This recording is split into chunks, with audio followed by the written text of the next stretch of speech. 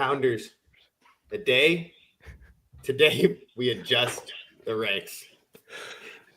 That was clean. That was good enough, bro. That's all we needed. Oh my God, guys, welcome back. BBM 6 underway. Best ball summer is finally here, and we have the 5 Kingsmen here to officially adjust the ranks.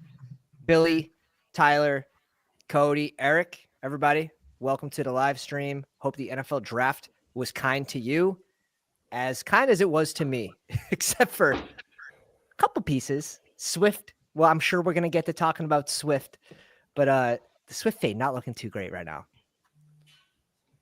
No bueno. Yeah. No bueno. That hurts. No, there were big hits, big misses as expected, right? And you just hope that you got the right players with the right combination on the right team, right? That's all you're hoping for. But, yeah, we're throwing darts. We're throwing darts in big board, right? Like you just hope that you don't get completely killed, right? Like the Najee hair, that hurts a lot more than the Swift fade, realistically. So yeah, just be more right than you are wrong and see what happens. Yeah. That is the name of the game right there. We welcome Billy. This is going to be a weekly stream that we're going to be doing with Billy Jones. Happy to have you on. Happy to have your skill in the sheet here, which we'll be showing and sharing. And if you guys want more of that, make sure to give him a follow on the Twitter machine, and you can find him in the Discord as well. What do you say we start this out by the first round? I don't think we should really have anything too crazy to say. Maybe you get CeeDee Lamb to bump over Gibbs here. I got CD up to 2, personally. 2? I had it like this, I believe, in the big board. For me, it went Chase, Barkley, Jefferson, just from a building standpoint. But I'm not opposed to kind of opening with Underdog's ADP and sort of building from there, because the ADPs are going to change, right? Yeah, I the only thing I really move is just Jefferson ahead of Saquon, and then I like it. Yeah, I'm with JJ there too, personally. But that's everyone's own. I somehow still got to 14% Jefferson with him in the 3 spot, just over Bijan. I get it. Okay. Yeah, you don't want to just like full fade Saquon. I feel like we're all gonna have different versions of the first round, but everyone's in this, relatively in the same range. I think what we need to talk about, Genty, Cody, where you got him? I got him, I think, right at ADP warranty. Okay. But where does he actually go? Well, more likely. I got him at 12.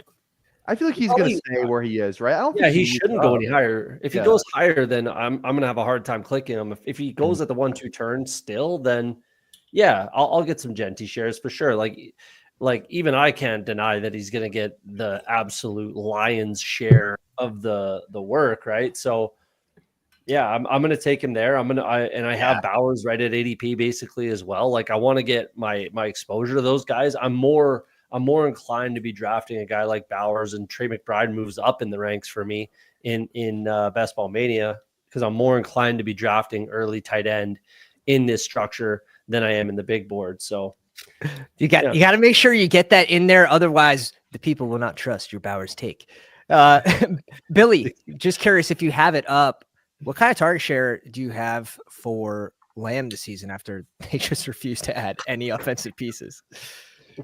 Yeah. So, do you actually want to share my screen? The other one I have up? Yep. Cool. So this is like the fun. I always allocate one data project to every off season. And this is the project I'm working on, is kind of building out my own player projections.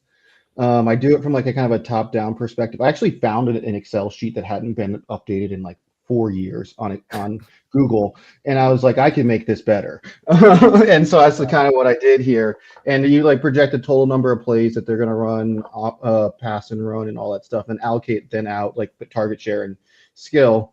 I haven't filled out the full thing yet, just because I was waiting for the draft. But Here I have him at like 28%, and you look at like what needs to still be filled out, and it's like, okay, I don't need to put a huge number to Tolbert. Like, I don't know how to really kind of fill it in, but there's like still 40% left over. I'm like, you could really be looking at something in like the mid 30s for him this year, and like in just a ridiculous number of targets. So crazy. Wow. Yeah, so it's like they didn't add a running back. Does it just mean they're going to pass like an outrageous amount of times? I don't know, but it's something that I'm like definitely interested in like when projections do come out. I think Genty's going to project really well because he's going to have a boatload of touches at an efficient number.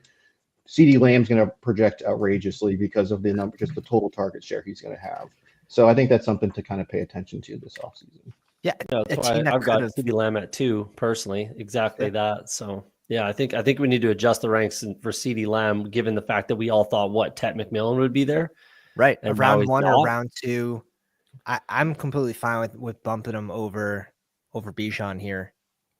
Yeah. Can I say one thing about CD real quick, just from like here?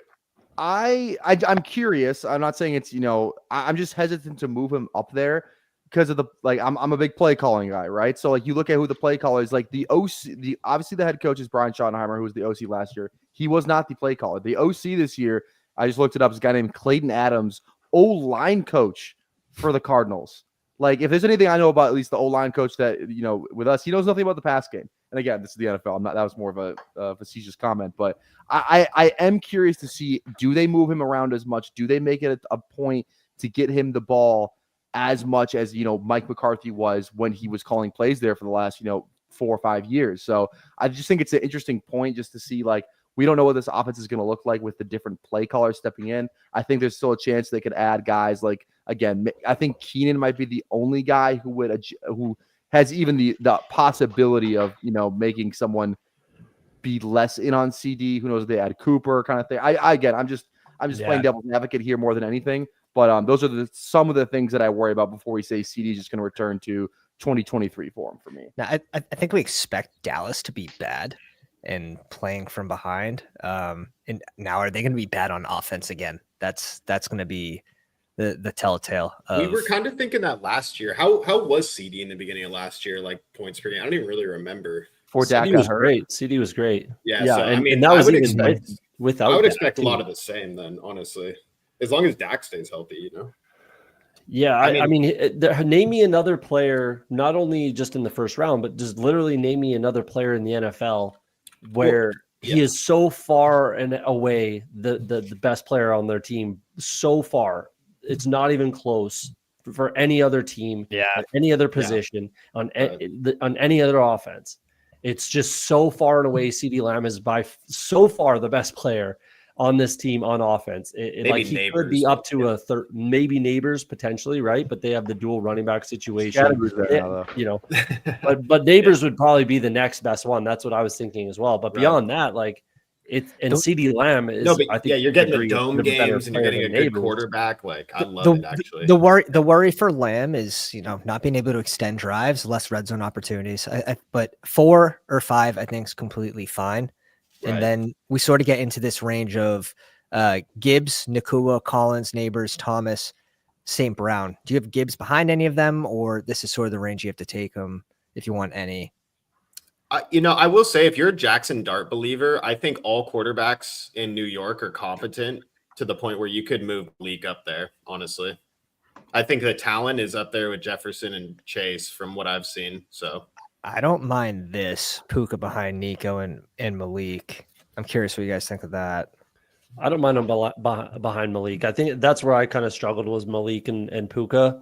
But I have Nico a bunch lower just because of injury history, injury concerns. I think Gibbs deserves a little more credit and respect than we give him. I really do. Like he had, I think he outscored Saquon Barkley, exact same amount of points as Saquon Barkley last year on 70 less carries or total touches. Exactly. So, give me the guy that can put up those spike weeks and score from anywhere on the field over a guy like Barkley, considering the workload that we saw last year. So 300 touches for Gibbs, 370 touches for Barkley, and they scored the exact same amount of points. And we know the spike weeks are actually probably tip towards Gibbs, if anything, realistically. So, but if you have Lamb ranked at 2, so do you have any of these other Gibbs players behind Gibbs? Got it. Gibbs at 3, yeah. Got it. See, Bijan's going to get this is the tricky thing. Bijan's going to project for what, 60 more touches? Maybe, probably. I mean, he was at 365 touches. How we get him 60 more? Than Gibbs. Oh, Gibbs. Okay. Yeah, sure. Yeah. But again, like he had again 65 more touches than Gibbs, and Gibbs outscored him. And Gibbs could also, if Montgomery went down, then you get the best, then you get Gibbs with the Bijan touches with better efficiency. Could be I think Gibbs has been getting disrespected all offseason realistically, and I think it's if it continues into BBM season, then I'm going to be very highly exposed to Gibbs because everything we just kind of went over. Yeah, so. Makes sense. Yeah. My first cut of projections has Gibbs as my running back 1, and it's something to do with like you expect some level of growth still, like even like him and Montgomery, like if you think they're both healthy again, like you're still going to be trending towards Gibbs and away from Montgomery, and he's just so efficient with every time he gets the ball. And that didn't go away when he got more touches last year. It just continued. He just absolutely went to the moon. So I think that they're going to continue to do that. And like the downside is maybe he is like a pick 7 or 8, but he could be your number 1 overall player, no doubt. Any worry about OC change for this offense taking a small step backwards? I think personally, my take is looking at what Ben Johnson's done with the Bears, like it's pretty clear that he wants to pass the ball more. So I think the offense in Detroit's more predicated on Dan Campbell saying we're going to run the ball. And that's that. And especially what they did in the draft, bringing in, who was it? Tate Ratledge, one of the better, right guard prospects. He's done nothing but start at right guard for one of the best programs in college, Georgia. So they bring him in to round out the offensive line. And I think it's Dan Campbell saying, listen, we're going to run the ball. I don't really care what you want to do, offensive coordinator. I can fire you at any time. I'm the head coach. It's my show. We're going to run the ball. We have these 2 backs. That's how we're going to run our offense. And I think this guy coming up is, he's going to do the same thing. He comes from within the program, so he gets the program. That's what my thought is. It's like such a mature system. Like all the same players have been there. You're like, are they really just going to crumble? Like you may take a slight step back if you're going to see like significant changes off of what like was the Ben Johnson like era. It was going to be like not this upcoming year, but the year following.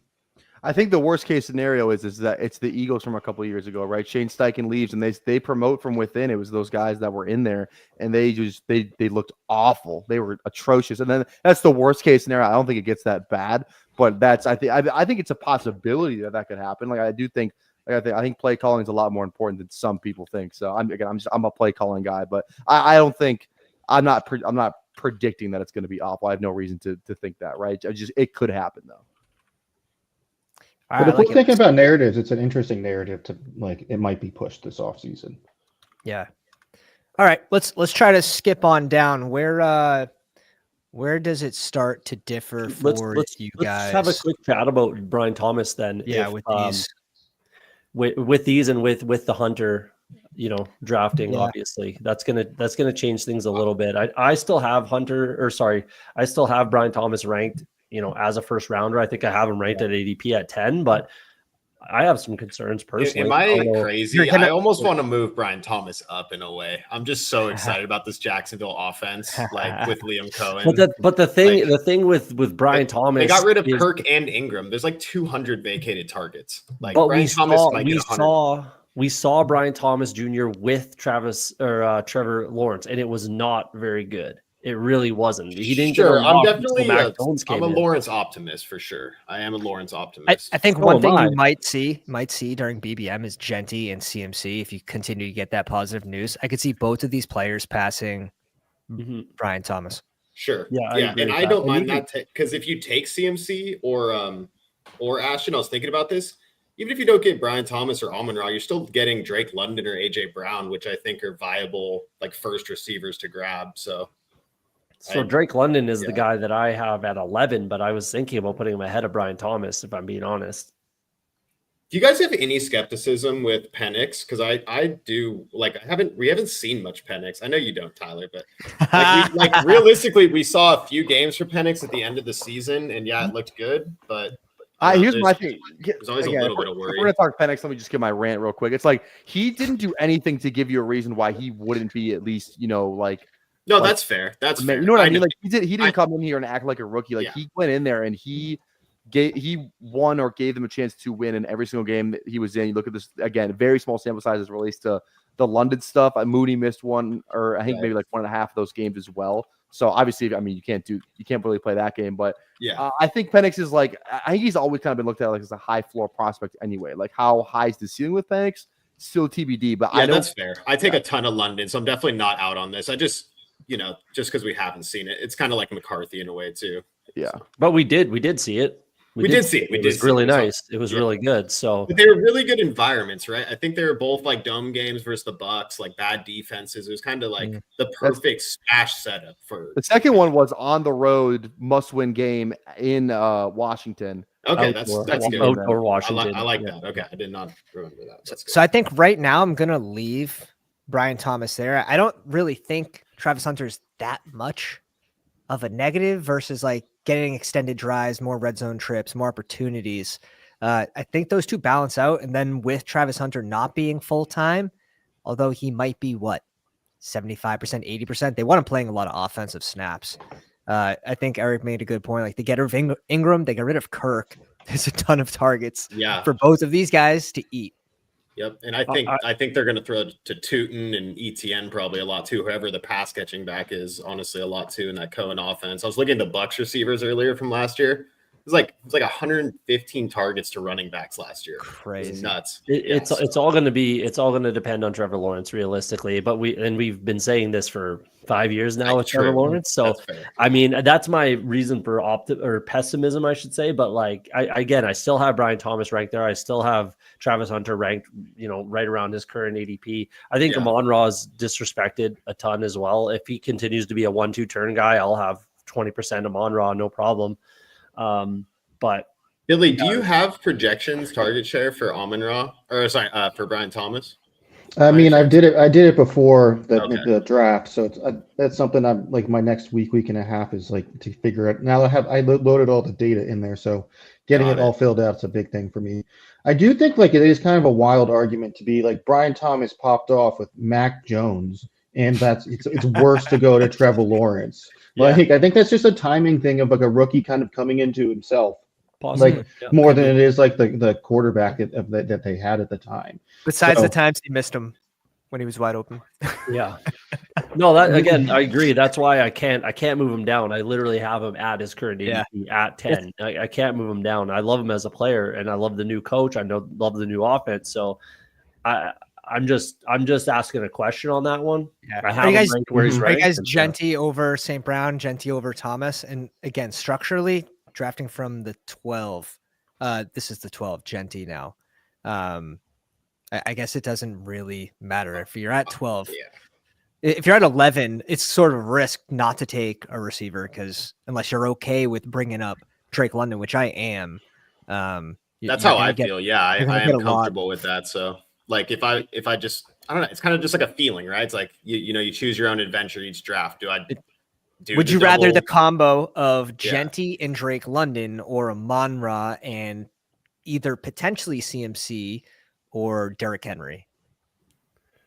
I mean, it's going to depend on how you want to build. You could get a lot of same thing we did in the big board. You can get a lot of 2 wide receiver starts at the turn, right? So do you want to go 0 RB? That's kind of what you're not necessarily backing yourself into that corner, but then like we saw, unless Breece Hall was falling to the 3-4 turn, you're basically backing yourself into a 0 RB type of a build. Yeah. Or Chase Brown now, is that 3-4 turn? Oh, he's live. I mean, he's definitely live. Yeah. He's not going to be there. He's not going to be there for long. He's going to open at 41, but he's going to be getting ranked down here pretty quickly. I'm okay. I don't know about you guys leaving this the way it is right now and bringing up Drake London at least above Henry, potentially above Bowers. I'd put Drake London probably above Bowers, honestly. Even as a London as a first rounder. So yeah, I'm happy to bring him up.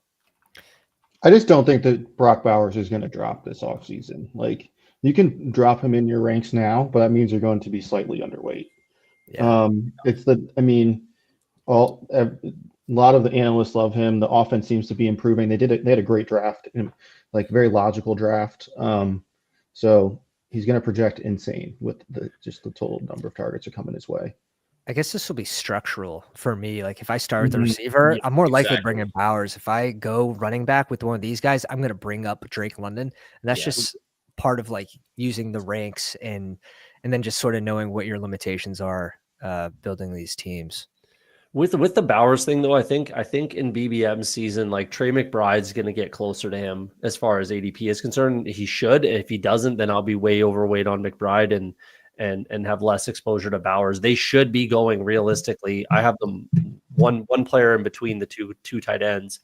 So I think McBride should rise at the very least. Maybe Bowers falls or doesn't. I don't know, but I think McBride has to be right there with Bowers, considering what the Cardinals didn't do in the draft. They literally nothing on offense. So I think McBride has to rise. I expected a wide receiver to go to the Cardinals. They didn't do anything. I know.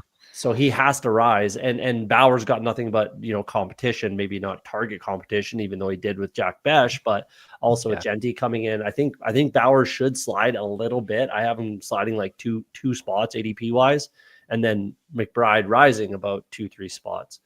So we'll see. I could be wrong on that, but I'm going to get my exposure regardless. Yeah. But I think Pat's right. It's all about how you want to build structurally. Achane, AJ Brown, McConkey. I could see JT and McBride above at least McConkey here. Do you guys have a slide on Achane or Henry? No, I'm pretty bullish on Achane. I would put Achane above Henry for me, and I would also. I mean, I'd move Derrick Henry probably right past AJ Brown is right where I'd take him if he fell to me. But that's just whatever. That's just me not wanting the old Derrick Henry running backs. But you're just never gonna believe. I do like Achane. What does he have to do to earn your trust? Hey, it's just done. It's just done for me. It's just a principle. Yeah, he's been fading for 4 years. I'm all aboard. 26 fantasy points. Billy, what was that? I'm just going to say I'm all aboard Achane this year. Like, I thought they were going to tack on a running back this year, and it'd be kind of annoying to them to try to split them a little. I don't, not going to be not a material amount of the team. They're going to run it through Achane. They kind of just said in the draft, they're like, we like our team. We'll just do it again. And I think they just got hit with Tua being hurt. Yeah, I think we're going to see Achane and Ollie on the field at the same time. A lot. Like Achane was pushed out to the slot a ton, especially at the goal line. So, and I think Ollie opens it up as far as the threat of the run, where they didn't even have that type of a back last year at all.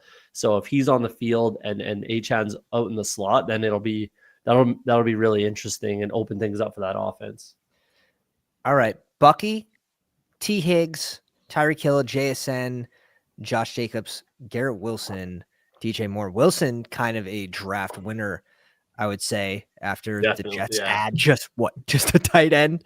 They had a deep wide receiver, but Georgia guy. Yeah.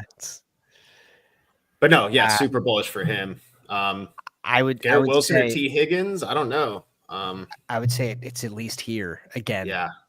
And then you're probably moving Chase Brown up to this range. I'd take Chase Brown over Jacobs, probably. You guys, I might mix them. Right now, I'm a little hesitant just because you could get some addition. You could get Ramondre Stevenson, not Stevenson, but maybe ETN exiled and someone land over here. Obviously, a team that still needs a running back, in my opinion, with Zach Moss as their RB2 on the depth chart. Sure, but I think right now he's a good buy while he's pick 41. If you, they took Taj Brooks, who people really like Taj Brooks. I think he's a good fit for the offense, honestly. Yeah, as a Bengals fan, honestly, I have a hard time moving Chase Brown up that much. I think now he's a quality pick at ADP, and you could definitely bring him up above the Mike Evans, Devontae Adams. But right there with Kyron, I'd have some hesitation to take him over Kyron just in a vacuum. I'd put Kyron ahead of him. Okay, Yeah, fair I enough. agree with And that too. Josh Jacobs too, and even Brees Hall. Like I'd have a hard time taking Chase Brown over Brees Hall. Brees is a big winner. Definitely. Yeah. I'd put him over these receivers. Yeah. I'd probably have it look like something like this. I like that. Yeah, keep Brees below those guys just because still Jets offense compared to Bengals and Rams, just touchdown equity. I am curious on your guys' thoughts on like the Jets offense. Like I'm trying when I was first looking at that team, I'm like, how are they going to run it? So like the last couple of years, they haven't had a lot of plays, but all of their plays are like passes. And so now we have a completely different offense, different like quarterback that you're going to build around. Like Justin Fields didn't throw the ball at all, and they just ran a ton in Chicago. But then he was a little more 50-50 in his second year. Like, what is your expectation for what that offense looks like this year? Jets fan? I think we upgraded the O-line heavily. I will say a lot of the play calling and just the grossness of the Jets, in my mind, really was Nathaniel Hackett. It was really, really bad over the last 2 years. I'm not kidding. Like it is hard to explain like how much of that plus the Rodgers stuff was just really gross for the team. But I just think it's gonna be slow pace of play, a lot of running, and they're gonna do the classic RPO where they try to hit our 4th round rookie we drafted down the field deep with the Justin Fields. Like Justin Fields can throw a decent deep ball, or like we'll be targeting Mason Taylor over the middle, Garrett Wilson over the middle, kind of quick passes. But I think it's a really slow pace of play. I'm probably more bullish on the Jets offense than probably anyone. It sounds like I think Brees Hall can have a huge year behind that offensive line. I think Justin Fields can have a huge year behind that offensive line. I like the play caller that came in from Detroit. I like Aaron Glenn as a head coach. The defense is really good. I think the Jets are a sneaky, really quality team that are going to compete in any game that they're in and score more points than people think. Like the passing volume isn't going to exactly be there for Justin Fields, obviously, but we know he doesn't need that. So I'm pretty bullish personally. Are we sure about that? I don't know. I think you better get in on those Vegas odds when they drop and take the over. It's gonna be like 4.5. I think Jeff Ulbricht's iPad defense is better than the Jets defense. No one got a laugh out of that? All right, fine. I don't. Damn, boy. Tough crowd. No one got that joke, dude? No one got okay, dude. Oh, that's about the prank call. I get the joke. It just wasn't funny. Yeah, not the time. Can we get a ha-ha in the chat, please? Ha-ha in the chat. No one do that. I don't know. Papa said his. Jets going to be pretty good. It's not going to be a bad defense. That's why I didn't. It's a good defense. I think he's just trying to crack wise over here. No, I don't think it's a good defense. Really? You actually don't think the Jets defense is good? Last year. What did they change? What did they change? We got two guys that played together in Miami, an edge and a linebacker. Oh, but no, more than that. And we got a corner or something in the 3rd round or something. Beyond that, like before when Bob Saleh was there, that defense was legit. As soon as Robert Saleh got let go by that team, they fell off a cliff, literally. Look at the numbers. It's very, very look at the numbers because I don't think that's true. It is 100%. I remember. Okay, let's look at the numbers. When did he get fired? No, we don't need. We're not talking about defense right now. Let's move on. I agree. Tyreek Hill is always a tough one to rank. They don't really add anyone to the Miami offense. It's still very condensed between Tyreek Hill. They also don't have a backup quarterback. Like the whole team just feels fragile. Like the whole team feels so fragile. They are. Yeah, they are. They are. I agree with that. It's scary. It's risky. He's another year older. Did the wrist play into his season last year? Obviously, after 2 is gone, it's over.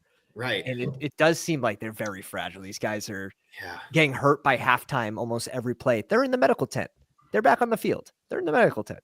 I'm going to bet on the talent of Tyreek, though. Like, I have him a little higher than ADP just because it's Tyreek and we've seen what he can do. But you're not wrong. Like, this Dolphins team are like 2 injuries away from being the worst team in the NFL. Facts. I think with the single game ceiling, if he still has 85% of that, you have to take him at pick. We have him at 25. I think he's someone that I want to be 8% on. I don't want to have 2%. I don't want to have 20%. I agree. Yeah. The Dolphins are going to be so easy to stack. Yeah. They have been. No one wants been Tua big boards. And So just draft like you're right. Just take Hill, Waddle, put them all on the same team, and then take Tua. And if Tua doesn't go down, then you have a really fun team. honestly, I think that is the way to play the Dolphins. Realistically, Yeah, it's just just like take 'em stack all. or super stack them. Yeah, and then Yeah. just Let's hope get that the they premium. revert to 2 years ago. If you're not first, you're last.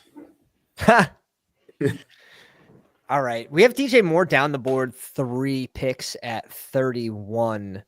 Do you guys think the addition should hurt him more than that after Chicago added who? Luther Burden or Mika? I mean, Luther Burden. They added Wilson Burden Loveland. and Loveland. And Loveland, that's right. Obviously, I don't know if you saw the coach speak on Burden. It's been really positive from Ben Johnson, and obviously he's brand new to the team, so he has no ties to DJ Moore or Odunze technically. But People DJ were Moore is looking very at talented, and I really like the offense, so I don't want to fade him. Who people were saying that coach speak was negative for DJ Moore and kind of like aimed at DJ Moore. Does anyone agree with that? Or like he obviously didn't call anybody out by name, but No, I think he's just a good coach trying to hype up the guy he just drafted. You know, especially no, not that coach speak. I'm talking about like he was talking about basically you need to block to get on the field. You got to be a team player, blah, blah, blah. There were some people on Twitter basically saying that was directed at DJ Moore. I'm not here to say it was or wasn't. I'm just saying people on Twitter were saying that. I don't know if Burden's renowned for his run blocking. Again, they were saying it was directed at DJ Moore, not Burden. I like them for using like Ben Johnson using him, Luther Burden, in like the JMO role where he's going to scheme him, because I do think he's going to need a little bit of scheming to get involved. DJ Moore, I don't think gets completely exiled. He did have problems, if you guys remember, like with effort on the field with some of those plays. He just completely quit. That's why they said do the coaches. Yeah, exactly. Like that's why people are saying that coach speak was directed at him. And it could be like it's hard to forget that, but I still think around ADP he should probably be taken unless we're moving someone up. Like, are you just more comfortable drafting Josh Allen because now you get the positional advantage of only having to draft 2. Pretty soon you'll know the bye weeks. So I think there's less risk with Josh Allen versus at least a few of these guys. That's typically the way I build. And you still depends on the contest, I guess. For me, maybe a more expensive draft, I'd be more inclined to do that. But yeah. How about Marv? Does Marv jump Terry or DJ Moore for you guys? No. I like the idea of just how everyone loved this guy. Like he was the next best wide receiver, next hot thing coming in. And then he has 900 yards and 8 touchdowns. We're like, screw this guy. Like he blows. Yeah. And then they don't add anybody. Yeah. So I'm like, I can see Marvin Harrison smashing. I wouldn't be like shocked if it happened, like if he was just really good as we thought he was. How about Terry? Terry's safe old guy. Yeah, I don't know. I have Terry above DJ Moore, above Marv. I mean, like Terry finally kind of got unlocked, and you could argue that it's going to be even better with more weapons around him that aren't necessarily like the scariest in the world, like Deebo Samuel, right? Like, it's not gonna, Jalen Lane coming in. It's not gonna like completely take away from Terry McLaurin, but you're gonna have to be responsible with those other options, like Deebo, obviously, that it might just leave him over there on an island sort of thing where he can just win. Yeah, I sort of agree, but I still like the younger receivers. I'm almost tempted to put Marv over him, but they didn't add a lot. Ertz is old, but I still think he's a really good value. I'm going to leave it. I'm going to sort of leave it the same here. I think we're right by bumping Brees over this crew, Chase Brown right now, and Kyron over this crew as well. Feels pretty good. Do you think Mike Evans is going to drop out of this range because of the whole just how much muck is now that wide receiver core? If Rice keeps getting positive coach speak, he's going above Evans pretty soon, or not coach speak, but about his injury. Yeah, you could almost pencil him in already up there. Like, honestly. I think he's clearly above Mike and Devontae at this point. Maybe move Lamar up next to Josh first, though. That might be how I have it. I have Lamar and Josh basically equal, depending on which one you want. Personally, I'm lower than most on not only Rashee Rice, but like KC, period. Like we've seen 2 full seasons of the Kansas City Chiefs being relatively mediocre on offense. I think we're living in 2022, 2021, where, Patrick Mahomes was doing, highlight reel MVP stuff. We've seen this offense runs through the running back, regardless of who it is. Like, they clearly don't give a shit who's carrying the ball. They're just going to give it to them 30 times a game, as long as they're in the game. So I'm a little leery on Kansas City Chiefs personally.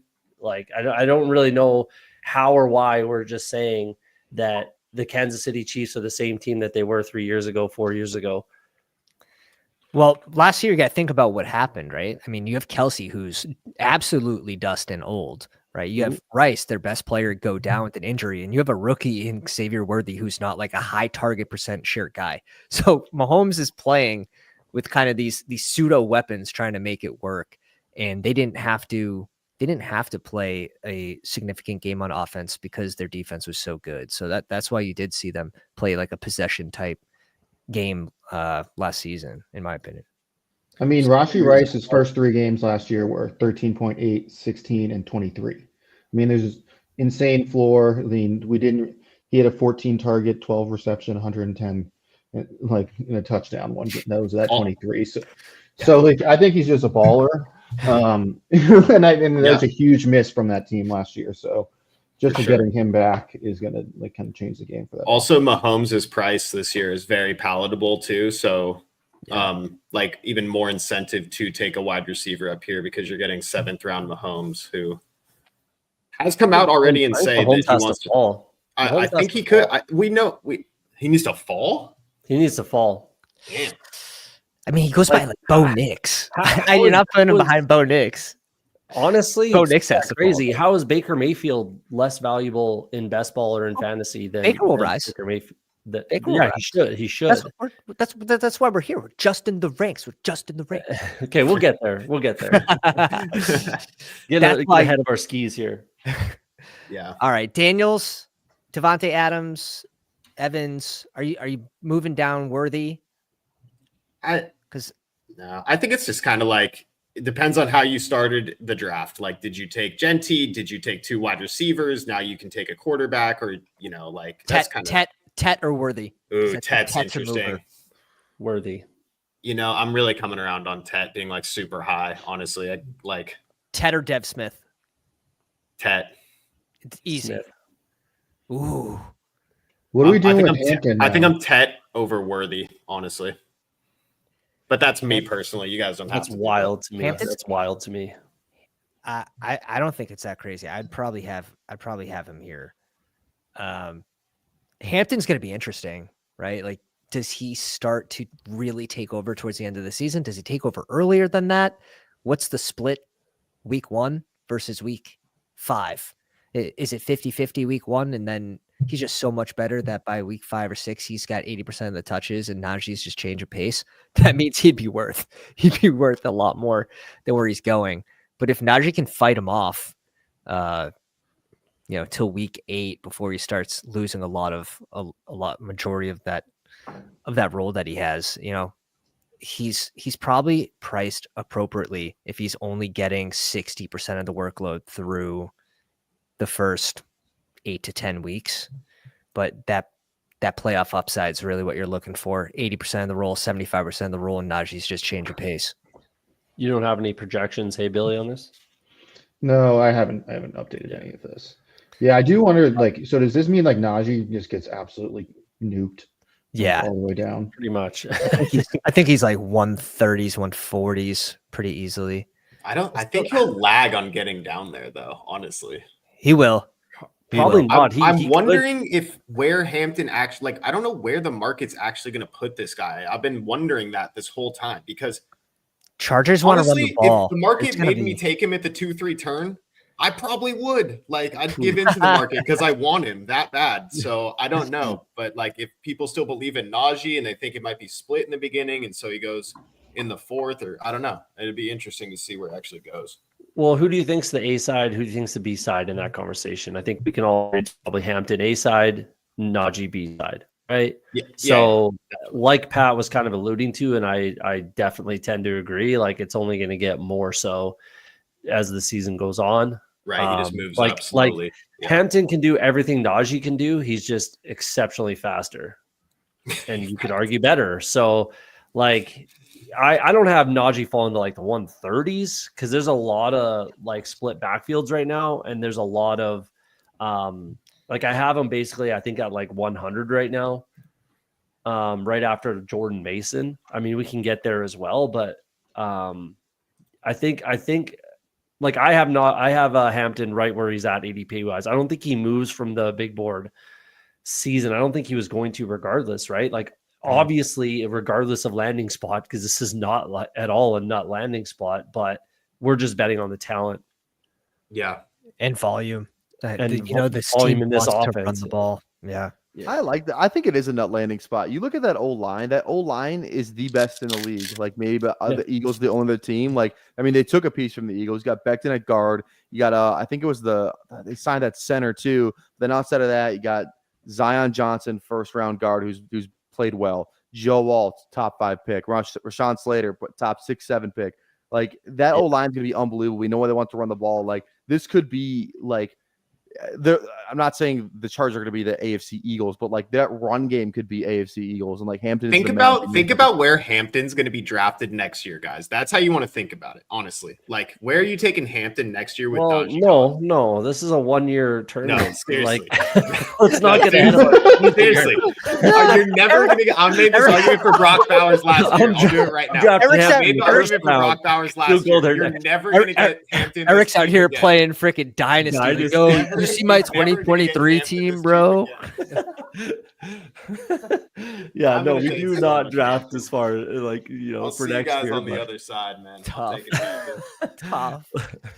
James Cook, Devonta Smith, JMO, Rome Flowers. Just move Hurts up. Why is he so far down? Like, dude, just grab James Cook in July when he holds out for a month and he falls around. Like that's what's going to happen. Like why would you have him ranked low because of that? Yeah, it's like I'm not taking any James Cook early. He's going to fall around after he holds out. It's going to happen. Agree 100%. I have him ranked low because of that. Like I won't take him until he falls to where he will fall, in my opinion, because I think he's going to hold out. He's for sure going to hold out. For sure. And regardless, like that's never a good sign. Like we never want to see, especially running backs hold out. It depends on how long it lasts, I suppose. Like if he's back for preseason games and training camp, the end of training. But if he holds out until like week 1, like that's a huge that year that Josh Jacobs held out. He had such a bad year that entire year. Like we've seen it a lot, especially with running backs. Again, it depends on how long they hold out, but we saw it with his brother. So realistically, he should say like, I probably shouldn't do that. But we literally saw it with Dalvin Cook and he did the same thing. So I don't know if he's going to do that or not, but it feels like he will. And that's a huge red flag for me personally. I guess I don't really care if he's worth his ADP and you think he's going to play. That's sort of like, yes, can you get him at a better price on some teams, but is he good for your current team? And do you think he's going to play or not? Maybe he's someone you wait for a little deeper into the season. I think that's what you're sort of alluding to, is sort of wait for the narrative to come out of, how serious is he about the holdout versus no. I could see that being smart. But Dalvin Cook tweeted $20 million per year in a quote tweet that James Cook did not report to the start of the OTA or whatever. You just said 100 emoji. Like he's going to be in his ear being like, this worked for me. It's going to work for you. Like, I don't think he's going to get $20 million a year. Yeah. No, he's not even going to get the 16 he's asking for. So. And Buffalo, he's a big piece of Buffalo, but I think what this does more so than dropping James Cook right now is drafting the RB2 there with Ray Day. Yeah, I like Ray Day. I like Ray Day's value for sure. And we'd probably be pushing it up once we get there, I'm sure. So now we're going to start to get to the range where it's like, oh, we might have to scroll down to pull people up here to get these guys to fall, because Rome, in my opinion, he gets hit. he gets hit pretty hard. Very hard. He's Yeah. going to pick 45. Yeah, they add a pass catching tight end, and they add I'm going to Luther be Burden. defending Rome. I'm going to be defending Yeah, Rome. can I ask you a question? Why is Rome getting nuked, but DJ Moore isn't? Yes, DJ Moore's more established, but if Rome is the talent that he was drafted to be, Chicago, I think I just don't see why does DJ Moore just kind of stay where he is, but Rome doesn't? Just a question. I think Rome falls behind a decent port. I would put Godwin. Yeah. I'd put I Godwin think it's more above just Rome right guessing now. what the market will do, probably. Oh my. I'd put Jordan Addison and Waddle up here in the conversation with Rome. I was going to bring up more running backs that probably move up now that they're solidified, honestly. Joe Mixon's a winner. Yeah, Mixon probably comes up. I mean, I don't know if you want to have him ranked there to have people taking him every time, but like just as far as what will happen, like Henderson will probably come up. Judkins will probably come up. There was this good. I was going to say That's I had good Judkins ahead of Mixon actually. Yeah. Judkins is going to fly up the board. Judkins is going to Kamara. Kenneth Walker. Let's grab Judkins. Chuba Hubbard definitely gets a little bit of a bump. Chuba. Yeah, Chuba. Trevion goes right where he's at, I think, roughly. I think we have to put him. Godwin's still coming off and might go up a little bit. Added Igbuka. Like, I don't think that's bullish for Godwin, really. I think Godwin should be ahead of Rome or Zay. Yeah, no. Yeah. I think this was really bad for Godwin. Yeah. Yes. Or the quarterbacks, like even Mika, DK, Sutton, Henderson. I do he falls below all of those guys. Waddle, Hubbard. I think the thing with Rome is like the expectation was going into this offseason, he was going to get a lot more opportunity. And that, I mean, they added 2 pass catchers, like significant pass catchers through the draft. So that, like, what would have been the increased opportunity that is just like Keenan Allen leaving, like, seems to be replaced and plus some. So, like, how is he going to step up if he didn't do it last year? And so, like, it's not just vacated opportunities anymore. He's going to have to, like, ascend as a talent. Here's the bull like, case. My bull Like case. Tyler just said, though, doesn't that do that to DJ Moore too, though? Like, But he was the established star. Like, he's shown that he can do like a high 20 target share and like with the team, other really good players on his team. Like Travis Hunter or Odunze? Odunze. Hunter. Here's the thing. I want to do. There's a Odunze thing real quick because you look at the kind of receiver that he is. Like, he's a guy who can. Again, this is more projecting of what like they drafted him to be. I'm going to give him the same pass I gave JSN with that fantasy terrorist Shane Waldron, because Rome Odunze was drafted to win as an outside receiver. He's a big physical receiver who can win down the field. You look at who they added. Loveland going to be an over middle of the field guy. Burden's going to be a slot guy over the middle of the field guy. It's like DJ Moore, DJ Moore's a good receiver. Is he a true X alpha? I don't know if the answer is yes to that question. I think he's more schemed up, yards after catch, stuff like that. So if you're looking at a guy who can truly just win down the field and be like, I'm going to beat this corner and like it's my job, like it's Rome Odunze. Again, a lot of projecting there. Or Godwin, it's like, a lot of projecting. Yes, I'm saying you can move him down. I'm just saying I actually agree with that. I actually have that take as well. I'm going to be higher than everyone on. Yeah, you don't want to fade a first round, second year wide receiver necessarily, but I think the market will just naturally move him down a little bit. They'll probably move more down too, honestly. So yeah, I'll be super overweight on Odunze like I was in the big board. I'll be there in BBM season as well. I agree with everything Tyler said. I think that is the take. That's my take, that like he's still the wide receiver 1 on that team, in my opinion. We'll see how it shakes out. Could I be wrong? Obviously. But that's my take on it. I'm a huge Rome stan. I think in any other draft year, like where does Rome Odunze go in this draft class? Above 10. Way above 10, like 100%, right? So like I'm not really sure why he's being discounted as some like not alpha X like stud wide receiver because he went in a super deep wide receiver class. And get 3 games above 10 other points. competition. That's that's why. Yeah, that's why. But again, Shane Waldron is obviously a fantasy killer, which we've seen time and time again. Jason didn't have a single game above 65 yards last year. And he was wide receiver 1 for the last 8 games last year. He got JSN'd basically in his rookie season. I completely agree there. It's just now, Hunter, even though you get the OC upgrade, My God, they add Deebo actually is a draft day winner, which is interesting too. I don't know how much he rises from it, but no, but he stays where he's at probably. Like maybe I think I might actually have him dropping like 2 spots. I don't mind. I'll stay out of the Deebo one. Call me crazy, but I'm gonna say right now, I bet Hunter is a 3-4 turn pick in BBM by the end of it. You're crazy. What do you think people pair him up with Brian Thomas at the 3-4? Where do you think he's in 2029? What do you think he's in 2029? Yeah, where's he going? Dude, where does he go? Everyone last year, I said this is the cheapest Jaden Daniels and the cheapest Brock Bowers you're ever going to get. So if you want to take him this year, it's probably a good idea. So you can relatively say the same thing here. Quick back to the Deebo take. I think them not taking a running back basically at all until the 7th round, that lends some credence that Deebo's going to be running the ball a relatively fair amount in this offense. So yeah, I mean, Krosky Merritt isn't going to take away from what they want to do at Deebo Samuel. So huge winner. I think it's Deebo that wins not the most in that offense. Again, I think he's just more of a value where he's at ADP now, whereas before we didn't particularly want to click him. Now I'm perfectly fine to click Deebo Samuel personally. Yeah, in that range. Yeah, I agree. It's hopefully they use him as a running back because that's where most of his value comes from. I think that is the obviously that's the bull case, right? And I think that is pretty logical, realistically. So we do have Jerry Jeudy moving ahead of Deebo. So we are down 4 picks on Travion Henderson just by pulling up Judkins, pulling up Hunter, which I think is correct. I don't think this is a great landing spot with the Patriots. However, scary profile to fade, though. Yeah, I would probably bump him behind Chuba, who I think is pretty safe with who they've added.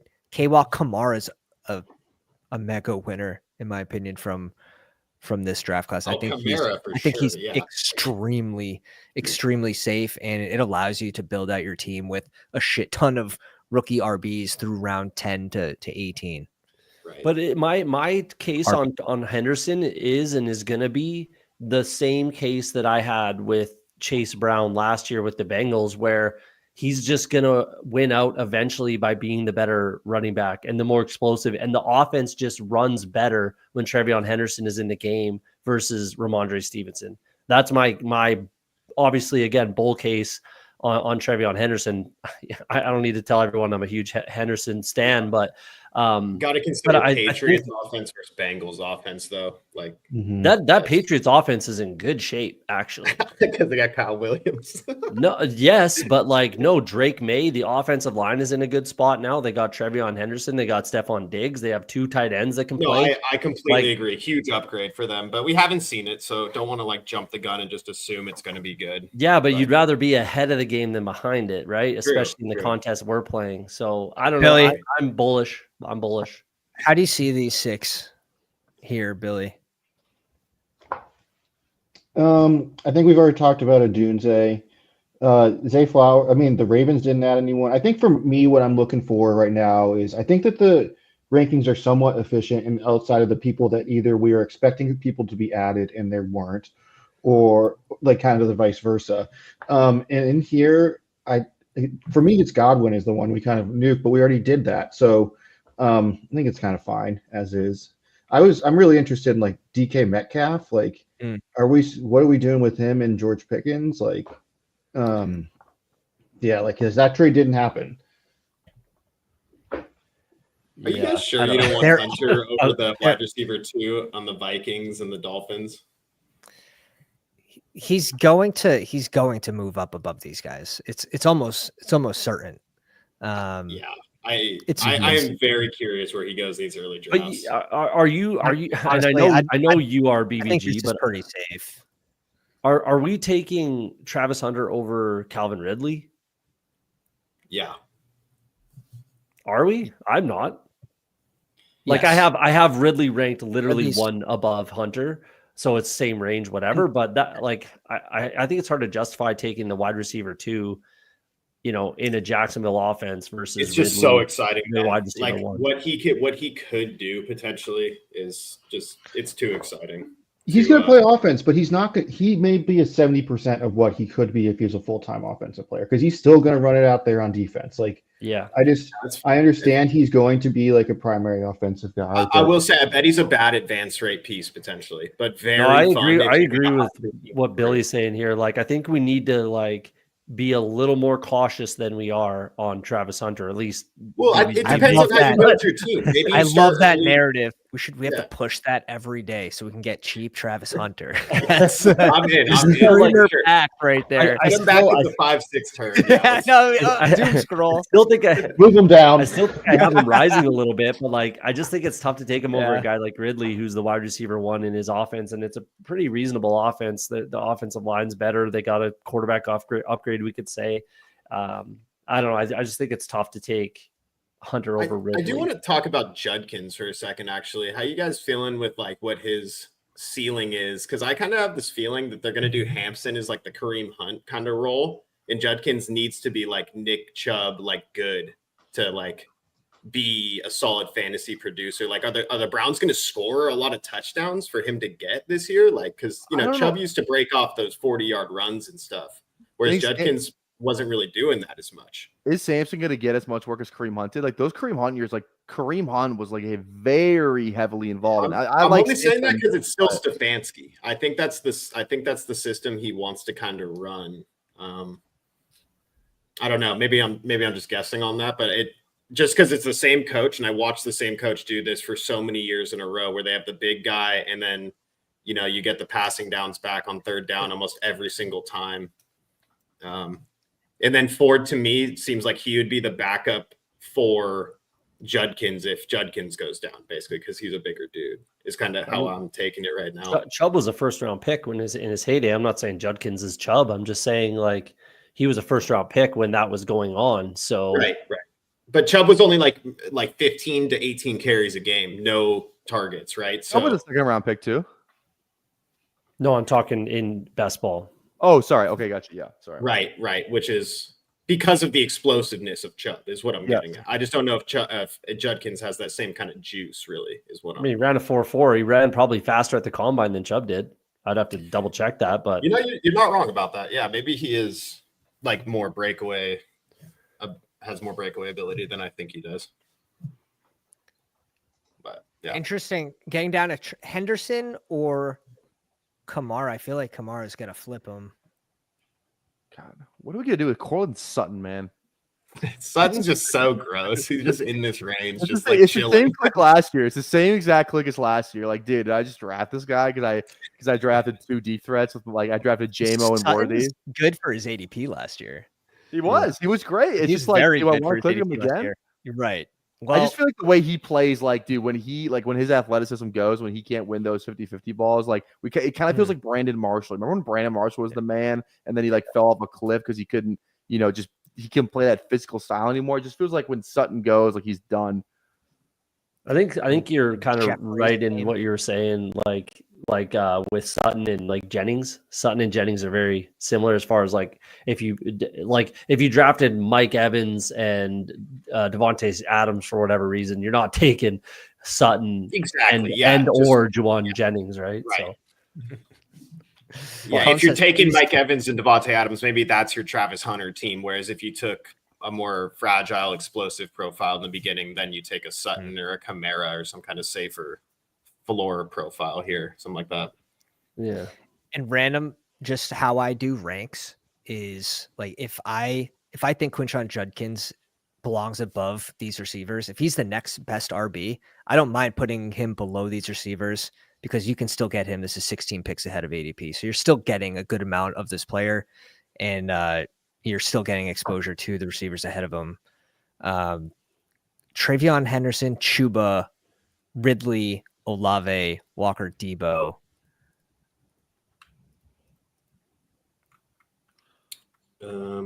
Yeah.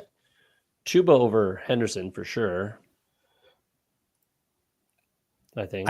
I don't mind that. I don't mind that. I don't mind Ridley over Henderson. I don't mind Olave over Henderson too. Are we moving Olave up, and like, are we inspired by the Saints passing offense this year?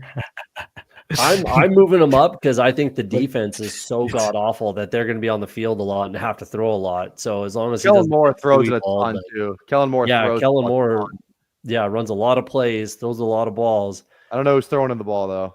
Well, yeah, again, if Tyler Shuck can be the offensive line is fantastic. I know Tyler disagrees, but the offensive line is very, very, very stout. So if he can have any amount of time, yeah, I'm pretty bullish on Chris Olave. There's just so many open targets. There's so many open targets in the New Orleans didn't draft offense. anybody. They didn't draft Juwan Johnson's live, like super live. Let's go, Juwan Johnson, epic 20th round tight end. He might switch back to receiver. Yeah, Mays Honestly, might have to. My Taysom Hill shares are alive. Let's go. So that's probably the bullish case to Olave is he can get 28% of the target share. It's what those 28% look like. Yeah. Right. Might be the problem. Yeah, you're not wrong. Yeah, you guys are probably right about Ridley over Olave. Honestly, Cam Ward versus Shuck. Like, yeah. Deebo, I'm Olave. pretty decent in this range. Jennings, I didn't take a whole lot of. What did San Fran do? Jordan Watkins, Nothing really. Receiver. Jordan James. Couple late. Yeah, Jordan James. What a spot. What a spot.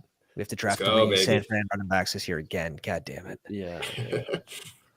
Judy should probably get a bump. I'd put him above Jennings pretty here. I think this is an eeny, meeny, miny, mo. Maybe behind Deebo just because Washington, just the offense. And Who's playing Yeah. quarterback? Who's playing quarterback there? That's kind of where I'm at. That's the I question, don't yeah. want Judy really. if Flacco's playing, like Judy actually Not goes up bad, quite a yeah. bit. He goes up quite a bit. Flacco's not playing the whole year though. He's not. And like He's not playing the whole year. we're a week, we're playoff week oriented contest, right? And he's not playing the whole year. It's like they're gonna rifle through the 4 other guys they got. It's like, oh man, like I could totally see like Flacco. They go 0-5 to start. Like all right, let's throw Pickett in there for a game. He sucks. He gets hurt. And then it's like, and then it's like, Let's see what Dylan Gabriel can do out there. What's as we sit today, right now, what's the difference between Calvin Ridley and any of the Pittsburgh wide receivers? I'm with you on Pittsburgh's that. so gross, dude. Yeah, I'm where with is you on DK that. on I'm this? there. I didn't even see him. I don't even see his name when I scroll around. There he DK? is. We're 7 picks behind ADP on DK. Yeah, that sounds about right. Yeah, I mean, you could put Kamara Hubbard, but would you go Ridley? Would the next best available receiver? I take Ridley over DK. Yeah, probably. Sutton over DK? I think so. Yeah. That one I think is 50-50. I don't really mind I've it. got either DK way. a little Right. higher just based on talent. Like he's still going to be the number 1 wide receiver in that offense. I mean, it's a shit offense for wide receivers. I get that, but yeah, spike week guy. I'm a little could be higher. the guy on you DK. need. You never know, right? Like I still you don't want to have none. Yeah, I'll It's probably add ultimately- right after. And we're ultimately planning for like the first like week to 2 weeks right now, and then we redo this nonsense again. So and like before Aaron Rodgers signs, like he's gonna slowly go down, and then once that happens, he'll come back up. So it's like for this moment in drafting, it's just have a little patience and not picking him. Maybe. What did you have like for that projections, pick, yeah. Billy, on the Steelers? I'd be interested to see Like, that because yeah. the multiple receivers were there and they didn't. Probably going to need 2 separate projections, one for Rodgers and one One for who they without- have. And that's Will Howard, baby. honestly that's the hardest part of that team. That. That's the hardest part of the team is more rather than like the target share. I have them pretty equal. The two of them, like historically, they're going to be in like the low to mid 20s. It's more of like how are they going to run this offense? Aaron Rodgers, Yeah. like opts out of run plays and just throws it every time. Like year over year, he's just going to be like a high pass rate over expected.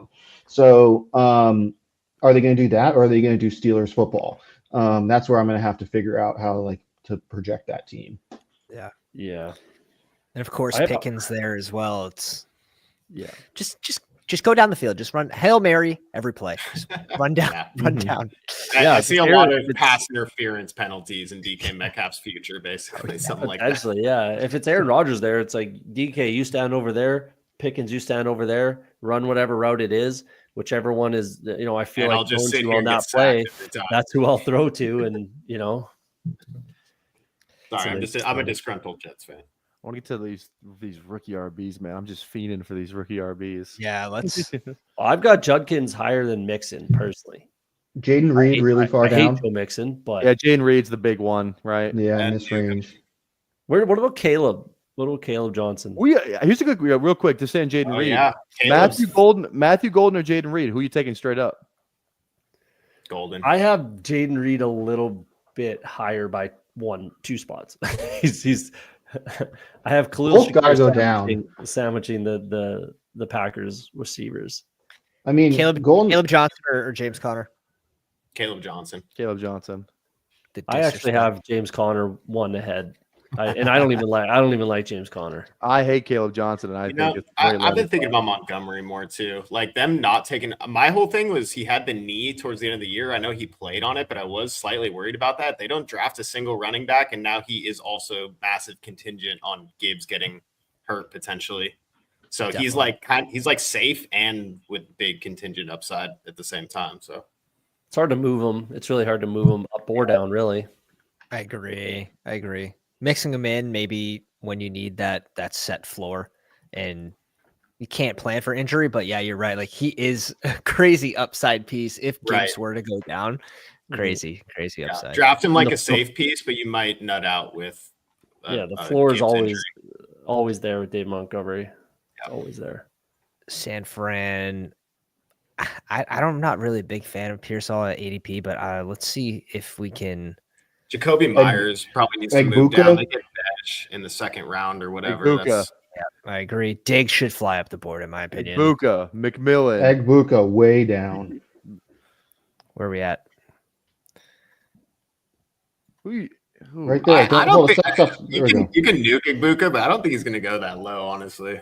I don't think he's flying down the board at all. I don't have him that much further down. Egbuka or Burden? Egbuka or Burden? I'm taking Burden. Egbuka. I'm taking Egbuka.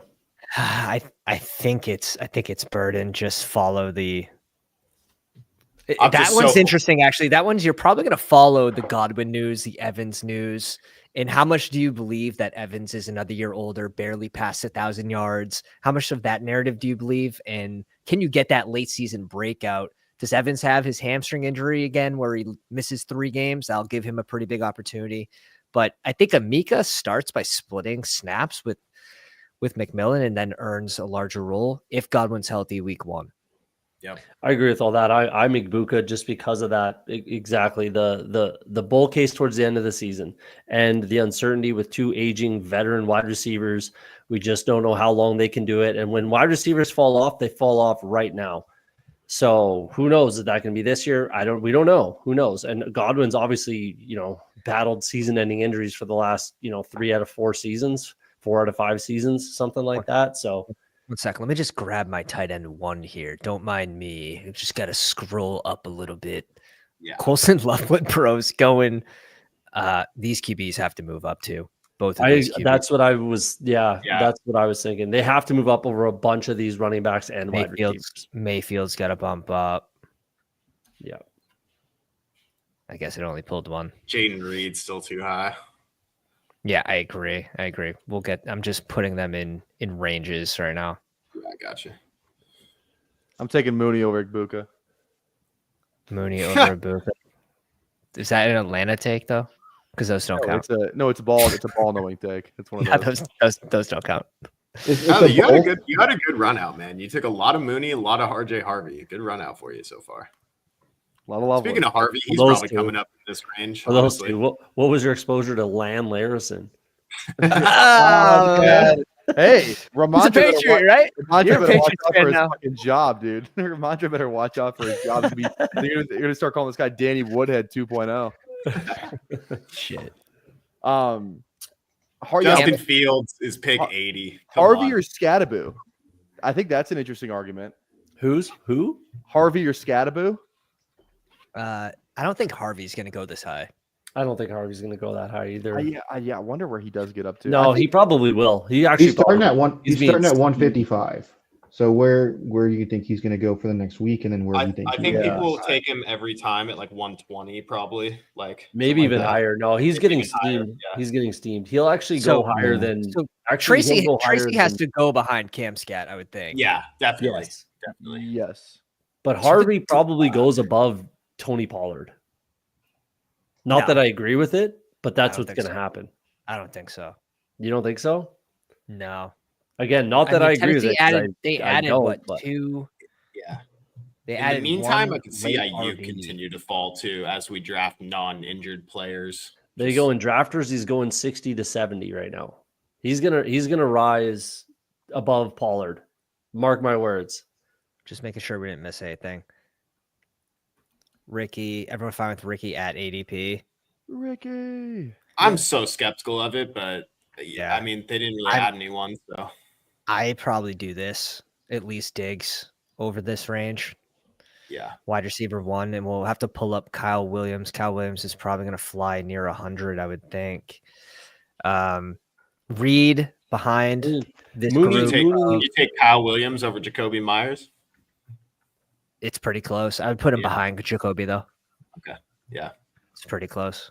Mooney should go ahead of Kyle Williams, and that's a Kyle Williams absolute lover, darling over here. Yeah, Mooney over Downs. Mooney should go ahead of Kyle Williams. Warren's got to fly down the board. Yeah, just now we're getting to the range where we're just pulling. How do you guys feel about Cooper Kupp? That's one that I don't ever take. No. So I would move. I mean, personally, I would have him way down.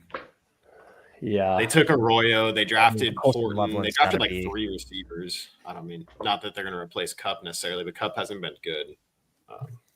I think Loveland goes next to Hawkinson. Really? Ahead of like Jonnu, Mark Andrews, all that? Loveland gets that high? That's steam, man. I maybe not gets that high, but I think he's worth in that range. I take him over Myers. I don't know, man.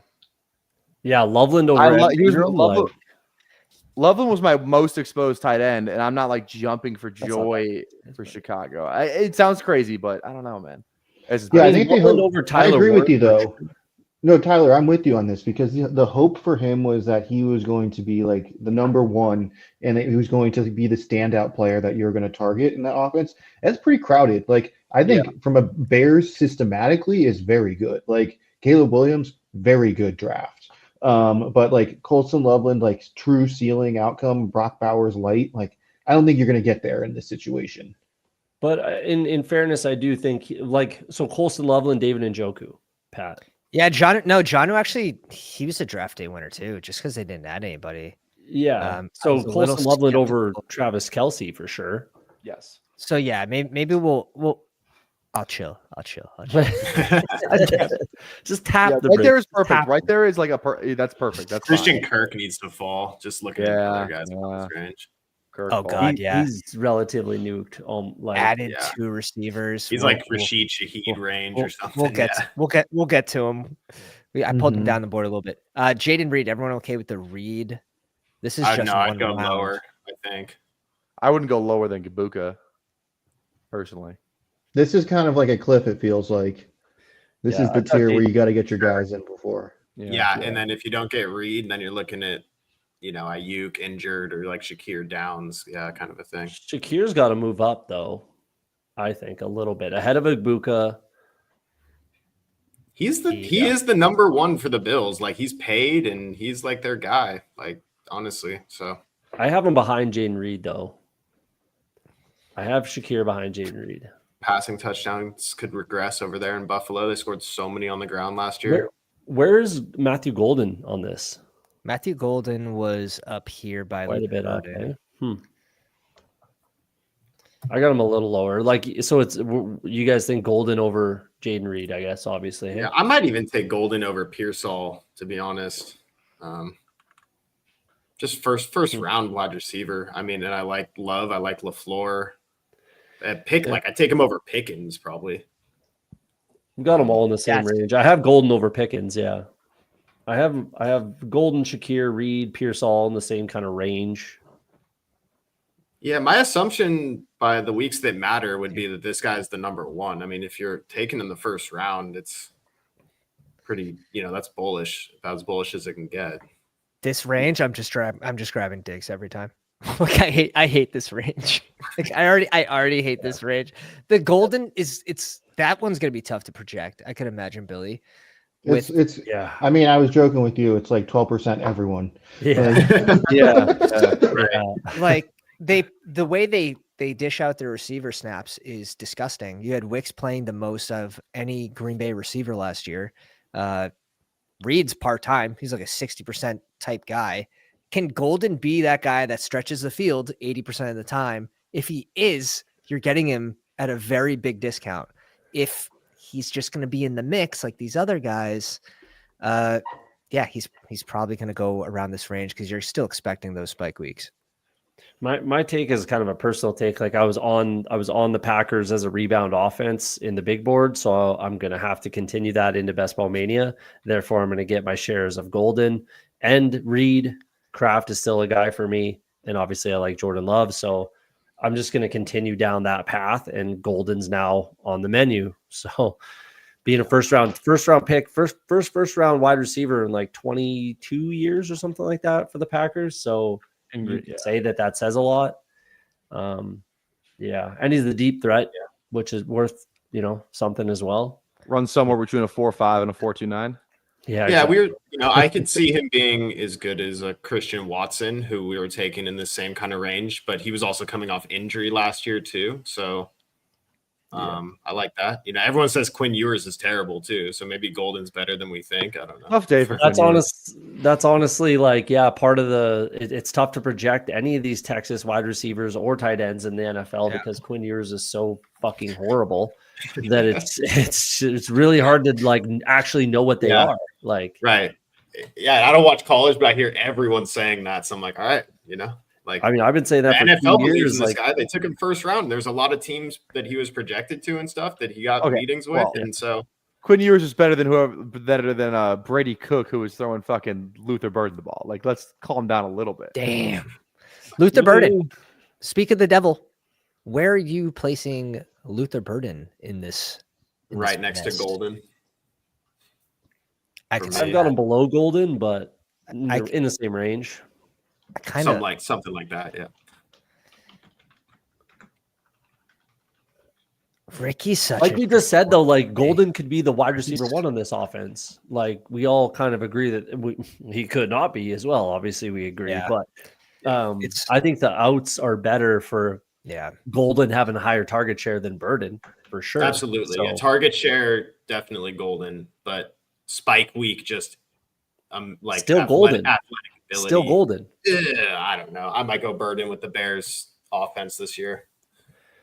I'm so bullish on the Bears offense. I'm definitely so am I, seeing that through rose-colored glasses. But we're ahead of ADP on both of them. Right. That seems correct. Dropping some of these pieces. I agree. Yeah, there's kind of a big tier cliff after that, honestly. Yeah. Next we hit Aaron Jones, Mayfield, Caleb, Kyler, the Hawk, Tony Pollard. Then we have Reed, Shakir, Ibuka, Ayuk, Downs, Myers. Do we need to grab anyone from down here? I wonder. I think Fields rises up to the Kyler range, wherever you want to have Kyler. But I have Fields up 10 spots. Yeah, I don't think it'd be crazy to put him ahead of Bo Nix, but Bo Nix is definitely less bench risk. I still think there's some bench risk with Fields. Yeah, I have Bo Nix. I have a Baker, Caleb, Nix, Murray, Fields, Goff in a relatively stagnant range. Who's your stack and what do you need kind of a thing. Yeah, that's fine. And Fields is a guy you can take naked and feel fine with it. Quickly, just to help, I did put in a little calculation to be wide receiver, whatever rank into that column. No, not in here. Go back onto the ranks we were just doing. I added column H. Okay. Nice. Is that from the ranks from the? That's from what we're messing with. Okay, cool. Got it. Nice. So we have Goff as QB 10, Bo Nix is 11, Fields is 12. Yeah, I've got Goff falling a little bit from them. I definitely move Ramondre down 20 spots. Oh God, yeah, he's going into the gulag, my friends. Yeah. From what I've heard, at least what I read on Twitter, it's really hard to start ranking past 130. Yeah, but once you get a set set of rankings, right? And then you get to see the risers and fallers. You keep on pace with that. You could always stay ahead of the risers if you know how much they're rising each day or week. Yes. Yeah, and right. that's where it really helps. And that's how I get my subscribers ahead of the risers and fading the fallers in our CSV ranks. Mhm. Tyler Warren's going to fall as well. Yep. We'll Past go Njoku sounds about right. Oh, for probably sure. past Kraft. Kraft. Yeah. Past Ingram, past Njoku, past Kraft. To this likely range. Like Kincaid, I like that. likely, yeah. Still Ingram. a first round pick. You never know. Ingram was a pretty big winner after they really don't. Oh, have, yeah. We Marvin Mims probably needs to move down. He's a brand guy because he was on the winning team last year. But I don't think so though. Like he's still the only like different wide receiver on that entire team. Okay. So he's still that spike week guy. I'm not saying I'm not making a case or not for him. I'm just making. I like Pat Bryant a lot, so maybe that's why I'm just thinking that maybe he needs to move a little bit. But What do we do with Pacheco? Huge winner. Pacheco's pulling up. Yeah, he needs to be in the Caleb Johnson type of range. Honestly, I thought he was gonna get cut, Eric. Let's pull up. Let's pull yeah, up he still Trey. could. Honestly, How high is Trey Harris going? Above Keon Coleman? yeah, Above Kirk. We have to Yep. pull Kirk down more. above Bateman, I think. Above Bateman, I agree with. Yep. Warren below. All right. How about Coleman? Coleman's sort of a winner as well, along with Shakir. But do we see that year two bump from him? I'm fine with that price personally. I think he's fine where he's at. Yeah. Get him when he's stacked. Yeah. I think you guys, I'm pretty positive that RJ Harvey's got to be before this range. Oh, for sure. Harvey goes. If next you to want him, Mason. if you want to draft him, like I'm Yeah. just saying, if we want to draft RJ Harvey, he's I gonna want to. fly up the board. Like He's at 155 right now, and that's got to he's, go up. he's gonna be up to Well, like, which running backs? Like, so probably like Pollard or RJ Harvey is lower than Pollard. yeah, that's what I'm saying. No, I'm saying he's gonna go with Pollard or Yeah, higher. he probably I will think. get up there. I'm not saying I agree with that. I'm just saying that's where he's gonna go. No, for sure. Like he's gonna go above Pollard, Aaron Jones, Pacheco, right? We officially hit the 100 mark. I think we're pretty good through 100. We didn't really talk about downs, but we have them basically at ADP. We have Myers falling with Besh and Genty going there. Obviously, the target share's going to take a hit. Year two Bowers. He always felt sort of expensive anyways in the 70s. It didn't feel good. We brought up Fields a little bit. Cup. We just ignored the conversation. Can you please put Mooney over Cup for my mental health? Yes, absolutely. We're going to drop Mooney 2 picks below Cup now. Please do not do that. Loveland over Cup. Honestly, come on. Let's go. See now. Jonnu over Cup, honestly. Play ball. Now we're playing. Scatterbo over Andrews. Kelsey and Now we're playing. Now we're playing. Andrews I over think Cup. Mason needs to be higher too. I He's agree. a winner from the draft. Tootin needs to come up where ETN is right now. Mason's Honestly, a sneaky winner from the draft because I thought they might. Like a lot of the Vikings fans in my life thought they would draft a running back too, and it's like he did survive the draft, and it's like Aaron Jones is not the healthiest dude out there, and it's like if Mason can and like they beefed up that old line. They added to it in free agency, which was awesome. They even took like the best run blocking guard in the draft too. It's like Dome that offense. Like I'm so in on Mason. Yo, Hartman, you gotta chill, bro. Harvey with Connor. I'm telling you, but that's where he would go. That's just above Pollard for me. I'm not saying it's an early second round pick or middle second round pick. It's a lot of capital in a running back. Like, and they got rid of I'm not saying I Javonte. agree with it. I'm not saying I agree with it. I'm just saying that's where he's gonna go. Behind Did a you guys great you line. see Sean Payton's clip talking about Harvey at the press conference? Not yet. Gushing. Yeah, he was like, well, Apps, he's like, he's like, we kind of knew we weren't going to get Genty. So then you just go in there and you're like, okay, which running back do I love? And he's like, I'll never forget where I was for those 2 hours when I watched RJ Harvey. Yeah. That's what he said. He was gushing like. And I what like are the only wide receivers that the only running backs that Sean Payton has drafted is like Alvin Kamara, Ingram, Estimate. Reggie Bush. No, he didn't draft Estimate. Reggie Bush and he was there last year. no, he Draft Estimate. Oh, okay. Maybe it's inside a certain round range. I saw it on Twitter today because it was like Kamara, Ingram, Reggie Bush. Yeah. And I think Esther's like someone 6th else. round too, right? Yeah, No, Esther SK is is super like- late. SK is super late, but still, you Ingram, drafted. Ingram or Kelsey? Ugh, Ingram. probably. Easy. Trey Harris or McMillions? McMillians got to fall. Trey Harris. McMillan's going Trey bye-bye. Harris. Yeah. That's not even a question. McMillan's He's like at least like 140s or something for Trey McMillan. Harris or Cooper Kupp? Trey Harris. No, that's tight. That's close.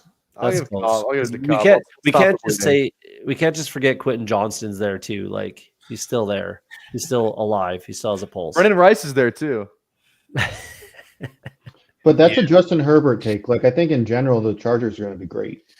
Exactly. Yeah. That's where I'm at with it. Yeah. I'm out on Seattle, and then listening to Sean Siegel just talk about how, like, you know, the Rams love Kupp and they get rid of him, and then the Seahawks pick up their trash, and the Vikings win 14 games with Darnold and still get rid of him and just pick up their trash. It's like, this is not a good team. This is not going to be a good team.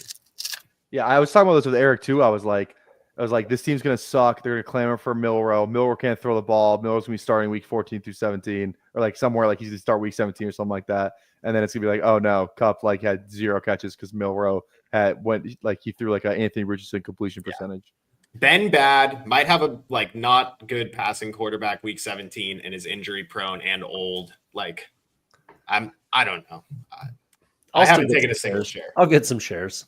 And guys, if you haven't already, go down, slap the like on the live stream. If you enjoy this type of content, we're going to be doing an ADP focused show every single week. Myself and Billy and friends, everyone's invited, as well as these guys' links are in the description of the video. Best ball guy at the top, Tyler, Cody from OTS, and Billy Jones on the Twitter machine, also in the Discord, sharing all of these beautiful graphs and charts. Thank you, Billy. Honestly, like this makes it so much better visually, easier to see, easier to talk about. And we continue. Zach Charbonnet, they add another running back, but who heard of supposedly there's character stuff with such a Damian fun- Martinez? I didn't hear that, but supposedly Yeah. there's that was the Backfield rumor stuff. of why he fell. What sucks is like Charbonnet being here, part of the juice of it was if K-Walk goes down, Charbonnet's the dude. Like he's going in, he's getting 20 plus touches guaranteed, locked. Maybe it's that way. Maybe it's not. We do know Seattle wants to run the ball. Put Mason It's hard up. to move. It's hard to move So- him down here. So this plays you think into Mason ahead. this plays into another I think I conversation. take though, Pacheco like, ahead too. we haven't talked about DeAndre Swift yet, and I could see one of these Seattle backs, maybe Charbonnet, maybe K-Walk getting traded to Chicago. I think would be a fantastic trade. So we'll see if that happens, but I think it makes a lot of sense. But we haven't talked about Swift yet because he's got to He has to. he's got to be shooting up this board. He has Swift to is like go. in the Scatabo range for sure. I'm having like he's in like the Aaron Jones range as far as like if he's the guy. Yeah, when did Harvey get down here? Just teleported. what do you? Oh shit, that's actually funny. No one saw that. That looks Saw great. For early drafts, at least for early drafts, right? We don't need to pay the premium prices early on. Like you can still. I don't disagree.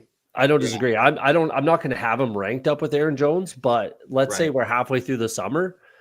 Maybe we missed the boat again, or I guess we can just scramble and get our shares. But I'm telling you, RJ Harvey's got to get higher than that, man. He's got to. If you want to draft him, he's got to go higher. I'm going to continue to update the ranks after this every few days, especially. I mean, that's pick 105. Yeah, That's like this will give you several days of getting Harvey probably 3 times over, as many times as the Bears could have selected DJ Giddens. That's how many times. That's how many chances you're going to get at Harvey here. DJ Giddens still in a fine spot, like handcuff upside with DJ Giddens still. So, like, yeah. He needs He'll to go go behind a little bit, but yeah, He'll probably go behind Algier now, but It's fine. Yeah, always Algier and could've been Giddens are behind like the Algier. same pick. In that same range. Yeah, exactly. I agree with that. Braylon Allen, Same range. Giddens, Algier, all those guys. Now we're at the spot where like I dragged all the players. that we Drake didn't May wanna needs look to at. move up with Kyle Williams needs to come up as well. Up I to boosted here. him up a little bit. You think? Okay. Maybe With the above rushing upside, I 50. mean, yeah, he's like above Brock Purdy for me. This is a CJ full round here. Ooh, I don't mind that take at all. CJ Stroud needs to move up. I don't know if Justin Herbert really needs. I mean, with them adding Hampton, it just seems like they're going to run the shit out of the ball. Higgins got to go up. Stroud, yeah. Stroud's a big winner. Stroud's got to move up. Yeah. Yeah, it's like Dak and Tua aren't moving potentially, but like the rest of them kind of are. Maybe McCarthy not moving. I moved Herbert up 3 picks. I still think he's good, solid That's in fair. that range. Gets Trey Harris, gets another piece. Conklin is so live. Oh God, I can't actually believe how live Conklin is. Didn't they draft somebody? They drafted somebody. They did, didn't they? Use Rondé Syracuse guy. Yeah, Rondé Gadsden. Yeah, he was. Yeah, he'll be out there. There'll be some sort of mix, but Where did Stone I just Smart expect go? I expected him to completely. He's on the get crushed. Jets. Yeah. Hell yeah. Yeah. Full round on May. Trevor Lawrence has to move up a fair amount. Yeah, above Trevor him. Lawrence is the other quarterback. Does he move up above Dak? I think. Yes, easy. And then Easy. Tootin needs to go up by like where Swift is. Honestly, Is it T-Law or is it Love? I think it's Love. I think it's Love. yeah, just depends on who you took earlier. But yeah, same It's player. stacked. The same range. Brian Robinson, a small winner. I would Small say. win, yeah, not much. Kind of as expected. If you faded B-Rob, it was honestly a fine process because even if they didn't take anyone, and then look at that, he only moves up 5 picks, and now you can take B-Rob for like the same price. So I think they both fall, but who gets nuked in Jacksonville? I hope ETN gets. I really hope ETN just gets moved. But yeah. I'm in love with Tootin, man. The more I think about it with Liam Cohen, I'm pretty wheels up on Tootin. Like at pick 100 or whatever, it seems like a great place to take him. I think Bigsby's less likely to be nuked, personally. I could see that, yeah.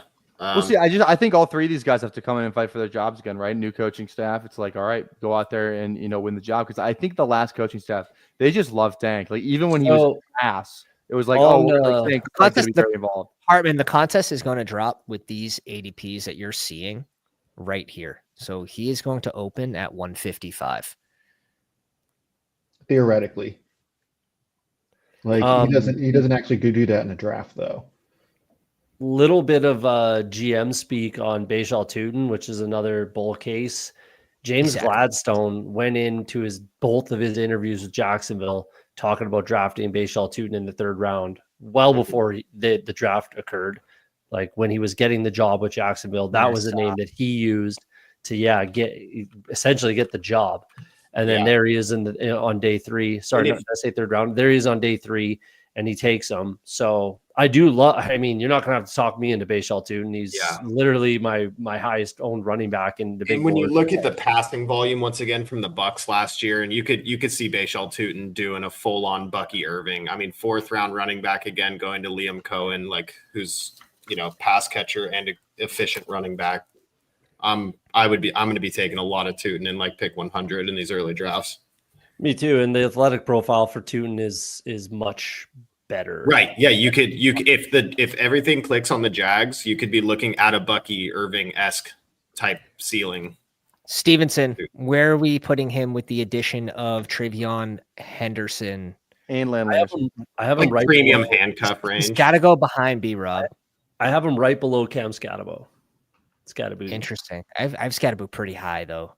Okay, then I wouldn't have him. Maybe I don't. High, but I don't know. Do you have Ramondre or Charbonnet? I guess would be a question. You have to have Scatabo behind Pacheco. No. Cam Scat is at 93. Yeah, that sounds right. That's right around. Probably put Swift ahead of Cam Scat. Yep, for sure. Dude, I'm just having like flashbacks to Swift and Ben Johnson, and then like them bringing in Jamal Williams for 20 touchdowns. Like Roshan might have 20 touchdowns. Take Roshan in your mix in Roshan, mix in Kyle Monagai. Dude, Chubb feels like such a bear, bro. He feels like such a bear. He's gonna be that Jamal Williams ball, dude. Anywhere, man. Dude, like Rashawn's backwards. Like Rashawn's not going anywhere though, right? Like he's just risk at this point. You can get him in the 16th to 18th in a month or two, even. I think you just wait and see if they add anyone. I don't know though. Go draft some Chubb. I'm drafting him. I'll draft him in round 18. I'm not drafting Chubb. No, you should be. No need. There's no need to. Chubb to the Bengals. If you want Chubb, but like once Chubb signs, you can just take him in the 15th. Like it's not. I'm just saying that like there's like 4 spots I can see Chubb going to where he scores like 6 touchdowns this year. That's all I'm saying. Yeah, that's not crazy. 6 is not crazy at all. That's what I'm saying, Ryan. I'm not saying if Gus Edwards could get there, so could Chubb with 2 knee replacements. I'm not saying sell your soul for Chubb. There's too many fun, new, exciting players for you to get me to take Nick Chubb even once right now in this draft. So you said it was tough to take Chubb in a 20-round draft. Never mind 18.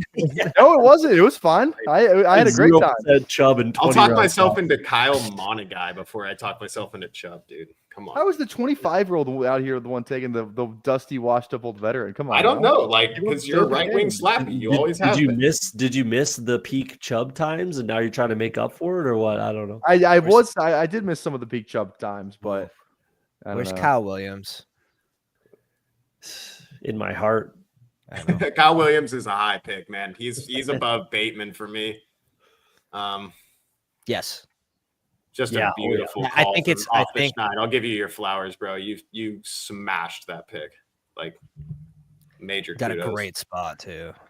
Yeah, no, that was ahead of Myers, ahead of Igbuka.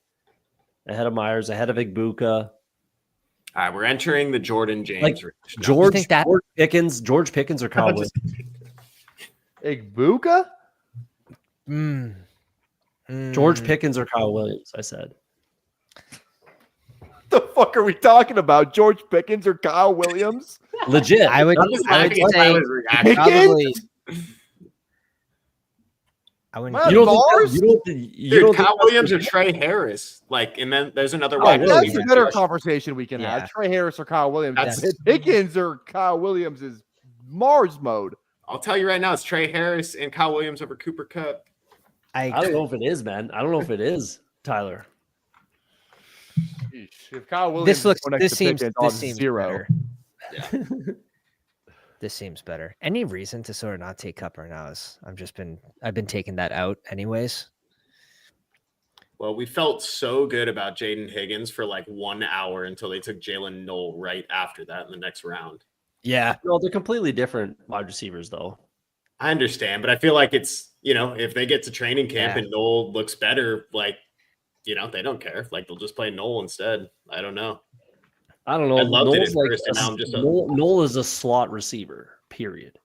Which sounds kind of nice, right? On the Texans, that seems like a good fit. Well, it's Christian Kirk, Jalen Noel. I think Jaden Higgins is on the field with Nico Collins, kind of 2 wide receiver sets. Yeah. Yeah, and then smart. Jalen Noel and Kirk are kind of battling for that slot role. All right, I'm back in. And it's probably Jalen Noel over Kirk, honestly, but we'll see. Bateman, or should we move Stevenson down anymore? Are we okay with this range? Or we just have to pull players up? Stevenson or Tootin? Tootin. Oof. Najee Harris or Stevenson? R.I.P. Hollywood Brown. It was a fun spring.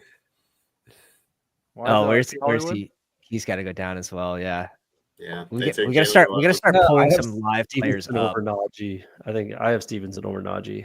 Real quick. If you were talking about Hollywood like he was like the second coming of Jesus, and you're scared of I wasn't. Jalen Royals. In fact, the whole Hollywood thing started when he was at pick 200. I kept saying he's the best pick on the board, and I kind of kept saying it until he got up to 120. I was gonna say, and I probably should have just refrained a little bit, which is fine. But I hope everyone got their cheap Hollywood Brown if you watched my streams at least in January. You know what? Someone. He's fine, dude. It's still a Chiefs wide receiver. I'm really sold on the Chiefs offense in general, like being different and better this year. So again, I don't really know Royals doesn't necessarily. Trey Benson was a sneaky winner where they didn't add anyone. Yeah, I like. Hey, real quick, Billy, can you pull up the Chiefs projections that you have there? Let's take a look at that. Because, like, I don't know what world you're living in, BBG, where, like, dude, we just went over this. Rice got his knee blown backwards. Hollywood Brown needs shoulder surgery before the year started. Kelsey's how many years in a row do we need to see? Pacheco breaks his leg. The whole offense crumbled. Like, come on. It's Patrick. 2 years in a row, we like if it walks like a duck and quacks like a duck, at some point you're gonna have to admit that's a fucking duck, man. Yeah, and the duck this year is 4 healthy receivers, and Mahomes saying he wants to air it out a little bit more after he's pissed off. They just got smoked in the Super Bowl. We'll see. Like, we'll see. I'm in. You're watching Davis Madden too much, I think. That's hilarious. I will say a nice spring too. I'm in. I will say I hard faded Mahomes when he came out around the 50s again. And then when he got closer to Bo Nix, it's like, oh, like I like this price. I like this price. Right. Yeah. So I'm sort of back in on Mahomes with the positive news about Rice's injury. It's just I kind of wish they added a little someone at tight end, like a young, fun tight end. But I guess Kelsey, he's got to score more than 4 tutties this year if he plays the whole year. That's another thing with it too. Is like if you take Mahomes, you want to just stack the pass catcher. So if I have to pay 130, 140 for Hollywood Brown, like who could be the guy you need with Mahomes stacked up? Yeah, because that's how the Mahomes DFS lineups win on a week, right? It's like 3 guys with Mahomes, and Mahomes does his 404 thing. Like I know we haven't seen that in a while, but a long while. Seasons, two out. It's still a Hall of Fame quarterback in his prime. Okay, with Andy Reid. Like, we're in this range right now with Bateman, Mims, Tracy, Warren. Do Tracy and Warren have to fall further? Yeah, Warren seems like a premium handcuff kind of guy. Yeah.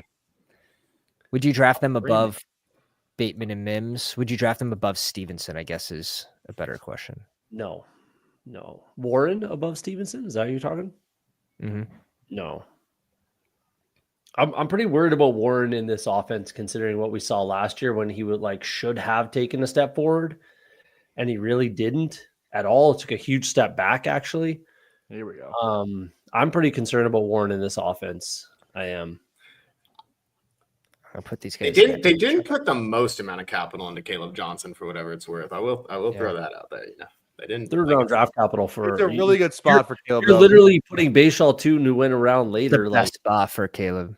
Because Caleb is he needed to go to a wide zone team. That is literally what Arthur Smith does. He's a wide zone scheme based team. Like it's such a good landing spot for Caleb. It's probably like the best spot he could have gone to. I like it, but could we see like a Algier Bijan type of approach from Bijan's rookie year type of thing with Arthur Smith with Caleb and Warren? He did say I remember when Bijan got drafted and everyone's like he's gonna get so many touches because they just drafted this guy 8th overall, and he's like I'm never gonna ask anybody to be Derrick Henry. Now he doesn't have to get Derrick Henry level usage to be a very good pick where he's going, but Warren will be involved. But I don't think anyone's predicting that Caleb Johnson's gonna be like. No, I really like Caleb Johnson this year. I think he's going to be good when it matters most, probably coming down the stretch.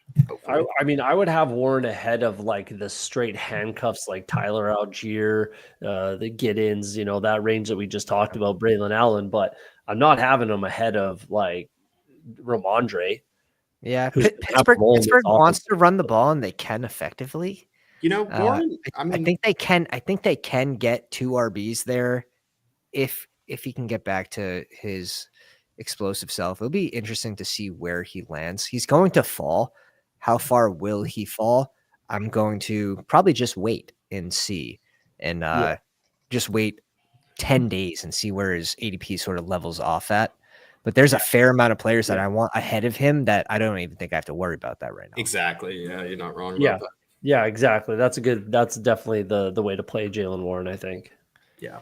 This range, again, it's just players that I drag down, it looks awful. It's all the players we don't want to rank. we don't want to talk about. Well, it's like I added a couple Break it. columns. So you Yeah. added I added like opening round column as well, so you could see like where they started and where we dragged them to. And some of these aren't dragged far enough. Okay. Billy, do you have a JJ McCarthy take? I mean, is he gonna be worse than Darnold? Like, I don't think so. Like, I think there's a lot more upside there than Darnold. I don't know. So that's kind of my take on that. I 100% agree. I'm with you. And he runs more. It will be worse. Why do you think that? Because he's not a good thrower of the football. And he's a rookie still, coming off a serious injury. Yes, it's a good offense. I get all that. And yes, he has good weapons, decent offensive line. It's not as good as people think, I don't think. Like, there's a lot of injury concern. Yeah, there's a lot of injury concern on that offensive line.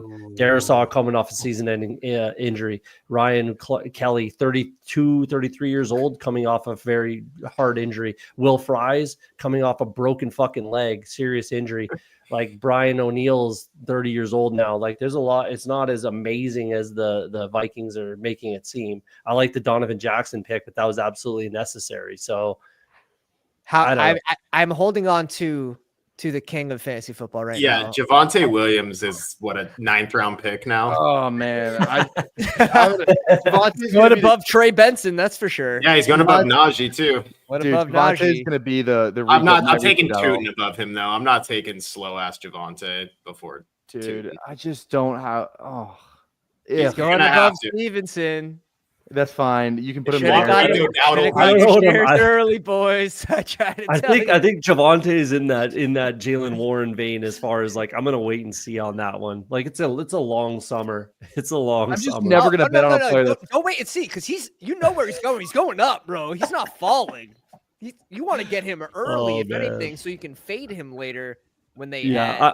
I agree with Dobbins. that comment. I'm taking Jaden Blue, if anything, really. I'm just never gonna draft a player that's not good at football. I'm just never gonna do it. Yeah, me as well. That's how I feel about Javonte. I just have so much of him that I don't even.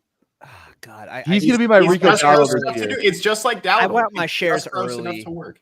I want my shares early. That's all I know. Yeah. It's gonna be Dowdle this year, and I was wrong on Dowdle, but I'm gonna just run it back. That's the problem. Is we were able to get Rico last year, effectively the same player, but since the name is Rico Dowdle, you get him at pick 135. But since it's now Javonte Williams, even though the player's the exact same, we have to pay like 2 rounds more expensive. I thought Rico showed more juice than Javonte. For sure. You hated Rico For last sure. year. I did, and I said I was wrong. But last year there was some like, could Zeke still Zeke? And then he just didn't. But like there was still some like question in the air. Javonte has like, I don't know. I don't think Miles Sanders is going to do it. But he is the most like susceptible to someone coming in and like stealing his job and like in full, not him being completely dust after Yeah. that. But isn't that why we just take like the honestly like relatively safe option with Jaden Blue as far as spike week best ball option?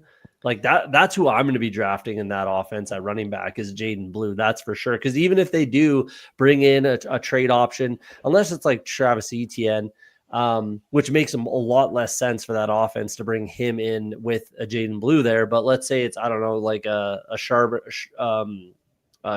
or something like that. Like, I don't know. Chubb's not it, man. But Dobbins, sure. Like J.K. Dobbins, right? Like, Dobbins. Yeah, Dobbins. Then I think Jaden Blue is still kind of like the guy you're going to want in that offense. We know Dallas isn't going to do this, dude. We thought they were going to do this last year, and they just didn't do it. Like, dude, what are you talking about, dude? They signed Dalvin Cook last year. Yeah. Oh, yeah. I remember people in my chat were like, "Bro, you're still taking Dowdle." I'm just gonna take the running back that can score from anywhere on the field. Give me the 4.2 speed guy that catches a lot of passes. Like I like that. Like, give me that guy. Yeah. There's some guys right here like Leggett, Dobbs that need to get nuked. Yeah, I Thielen. nuked Dobbs. Maybe Probably not not Thielen enough, much. but I almost don't want to nuke Dobbs like 30 picks just because I have a feeling he gets moved. Oh, okay. Yeah. Coker. But like, do you see yourself? Hi, Do you Coker. see yourself Coker's- drafting Dobbs though? No, I Yeah. wasn't drafting him before the. That's what I NFL draft. mean. So like, if he gets moved, then you're Because then I you're- liked Wicks's different price story. better though, and I he agree, was a yeah. full-time player. If Coker's like a 17th round pick, I'm gonna have 90% of this guy. 18th round, bud. Really? 19th If round. Coker- Yeah, Yeah. 19th round. 90% if Coker's an 18th round pick. Are you kidding me? Why? 19th. Oh Just my so God. unnecessary.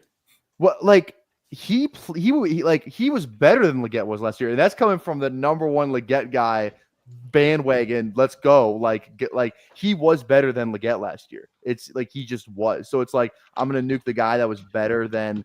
He was a first round pick though. Like who I are know they he's going to a force on the first-round pick, field? but it's like at this point, at receiver production matters. Running back, it's like you see all these late running backs get nuked, but like I feel like the guys who break out a receiver tend to stick around for a while, no matter what round they went in. And then he wasn't even going around. I'm just saying. You're good luck. I would, if it's 18th round, who cares? Billy, what do you It's think gonna about? be 18th round. What do you think about Spears? He was someone that kind of slowly fell the whole offseason, but they don't really add anyone besides round 6 Khalil Mullings, who was on a couple people's sleepers list. Oh, they drafted Khalil Mullings? Hell yeah. Yeah, round Yeah. 6. He might play Big guy. linebacker. He honestly I might just play think- linebacker. Sorry, you go, Billy. I think I was big on Spears last year just because I was so aggressively zero RB, which I picked the perfect year to do that. But I just think the bet's no different and the quarterback's slightly better. So I kind of like Spears, even though like he may have fell during the big board, which I really didn't dip into much. But like, I don't know, I don't see any different situation. And the offensive line is a ton better actually. So that it's honestly kind of a better bet. Mm-hmm. Yeah, and Mullings doesn't hurt Spears receiving whatsoever. So like he is still like firmly in his role as that third down kind of back for them. He could be draftable though, Khalil Mullings actually. Like just a side note here, just because 1 yard runs fall into the end zone. Like Right. he's 6'1", 230, former linebacker. He's like, a linebacker, yeah. Yeah, give him the ball at the 5 yard line and let him just rumble in. I think he's more fun in those contests that open after BBM where they're filling quickly and no one's drafting him. And then you get positive news in August that like, yeah, he's outplaying Tajay for the role and you're the only one that has him. Whereas like now everyone's going to draft him in BBM because he's still. I will the say 60s. it's pretty impressive that like Donovan Edwards is on the cover of NCAA and was like, when this guy comes out, like he was dipping into quorum stuff when he was killing it. He just put Donovan Edwards out of a job, made him go undrafted. Like there's something to be said for Still that. not even signed. He's still Exactly, UDFA, dude. not There's even something to be signed. said for that. Like he was gonna be like a 3rd round pick like a year ago this time. Who do we nuke? They rode him too, but Yes. Who do we nuke? ETN or Tank or does I think Travis get get traded? Dude, this is why I'm just taking Tootin. Like, I'll wait for coach speak on this matter, honestly. Like, I guess we already nuked ETN. It can't be good for either one of them, to be honest. Again, does Tank what- Bigsby catch passes? I don't know his profile like super well, or I don't remember it super well. not like incredibly. Like Yeah. ETN's the pass catching back in that split backfield. So- But like the GM speak from Tootin, and like considering how much I love Tootin, my literal most drafted running back in the big board. Like I'm probably going to continue down that path with Tootin. I agree with BBG on this, and just like say that the coaches are going to fall in love with him too. If the GM literally had a plan to get the fucking job and to draft Tootin in day 3, and then he did that, like, yeah.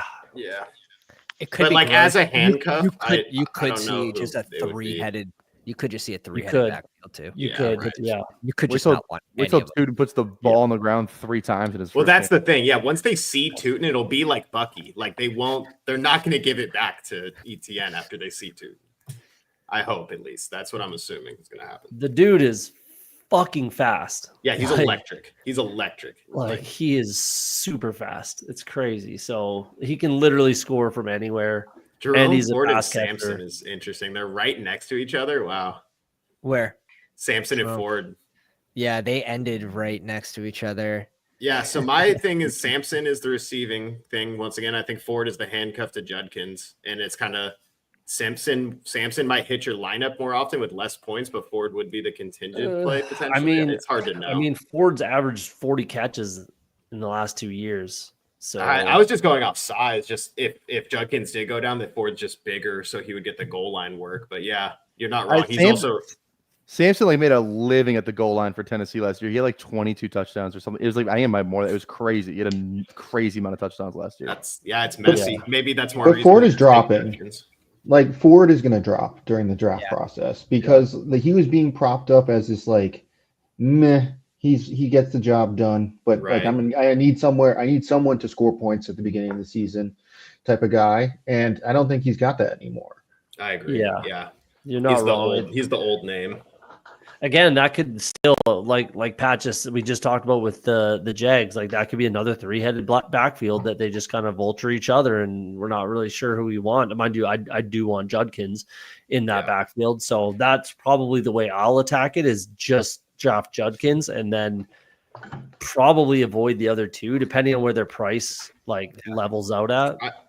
I just resuscitated Cedric Tillman. I appreciate that. I'm a Cedric to the 150s here, especially after they don't go Hunter. The QB situation is going to be gross, but those games with Flacco are going to be good. They're going to be good. What's up with Keenan Allen right there? What are we doing? Dude, I think you have to buy him right away because it doesn't matter where he goes. It doesn't matter where he goes. As long as he signs, he's going to go up because he makes him stackable and people just want to stack. But he's gonna be nuked. But is he gonna be good? I'm just saying he's gonna fall in the early drafts because there's all the shiny new toys. He's gonna fall because he's still not on a team. People are gonna be scared. He is old. Like I'll probably. It depends on where he goes to. Like if he's down in like the 170s, 160s, 170s. Like I'll be drafting Keenan Allen. He's opening at 149. Yeah, and he'll fall from there. He'll definitely fall from there. He has been. Yeah. He's consistently been falling. Yeah. I've been falling on the sword, just like Ollie Gordon. I just kept falling on the sword because I think it was the best pick available. Yeah, and God, he fits so many builds. You could put him anywhere. And he's gonna rise, just like Diggs. Diggs fell. He fell until he found a team. He fell all the way to 130, and now we have him in the 80s.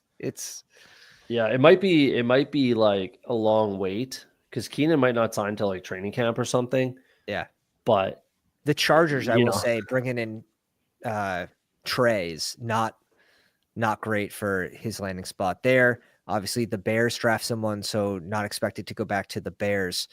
So I'm still sitting here in Cincinnati saying, give me Keenan Allen, man. I'm still saying that. Give me Keenan Allen in Cincinnati. Yeah, I like that. That's honestly, I've been saying it for months. It makes so much sense. Cheap for Yoshi, just in case Higgins goes down or something. Yoshi's not a slot guy. He's not a slot guy. Now they got Jermaine Burton. There was a name I saw. Yeah, the tight ends are interesting. Like Strange was a big winner. I saw him down there. Yes. Strange needs to move way up. Cole Kmet's nuked completely. And the Panthers guys, the Panthers receivers here need to go down. Yeah. All of them. It's like way down. Especially if they're I think Thielen's the 2 and Tet's the clear alpha, just target dominator. Someone in the chat's been mentioning this a lot. Where does Jack Besh go? 2nd round draft capital, pretty good landing spot, really. Like this is perfect Jack Besh range, and that's kind of how I'm thinking about it right now. Is like if I'm looking at Keenan Allen here at 150, and I really need a receiver, I'm throwing on Jack Besh before Keenan. I'm throwing on these like day 2 rookie wide receivers. Like even Pat Bryant to me is interesting once again from the Broncos. But like Jack Besh or Xavier Liggett? Besh. So slide him up. Jack Besh or Quentin Johnston? Besh. Still Besh. Jack Besh or Hollywood Brown? Come on, BBG. Give me the right answer here. Yeah, all right. Maybe I'm getting a little. I mean, they still have Bowers and Genty and stuff. Thank you. But right around there feels good though. Yeah. Over Kirk, I think Besh over Kirk's interesting. I just don't know how that's going to go. They are technically they covered they're paying him $15 million this year. What ADP? What pick is that, Pat, for Jack Besh? Did you bring him up to 140? Yeah, okay. Still maybe a little higher. We'll see. Yeah, around 12. Risers, fallers. Jake Ferguson is a big winner. He's down there. Big. Yeah, have you seen his fiance? No. Oh, Cavender twin. Okay, nice. So he's just there with like Tucker Kraft then, right? Probably. Jake Ferguson. Yeah. Oh, he's going to project so well. They like whatever you said to CD Lamb applies to him, and just ever so slightly less. I mean, do you want Ferguson over Njoku, just a better offense? Like, Yeah, I probably. mean, Probably. why not? Like, we didn't talk about Njoku at all. Like, systemically, I did not walk out of like the draft saying Cleveland's going to be better passing this year. And Harold Fandon is like, if we like him, he's going to be somewhat of a nuisance for Njoku at some point, in some way. So I don't know if you just can't just be like, just let him ride the way we were before. I'd love to see them play a lot of 12 with both of them, just because Njoku's still. I mean, when you don't add Hunter, Njoku still should be the second favorite target on that team. Yeah. Side note about the Browns in general, though, like with what they did, and clearly judging by the video, Andrew Berry and Stefanski weren't exactly happy about this.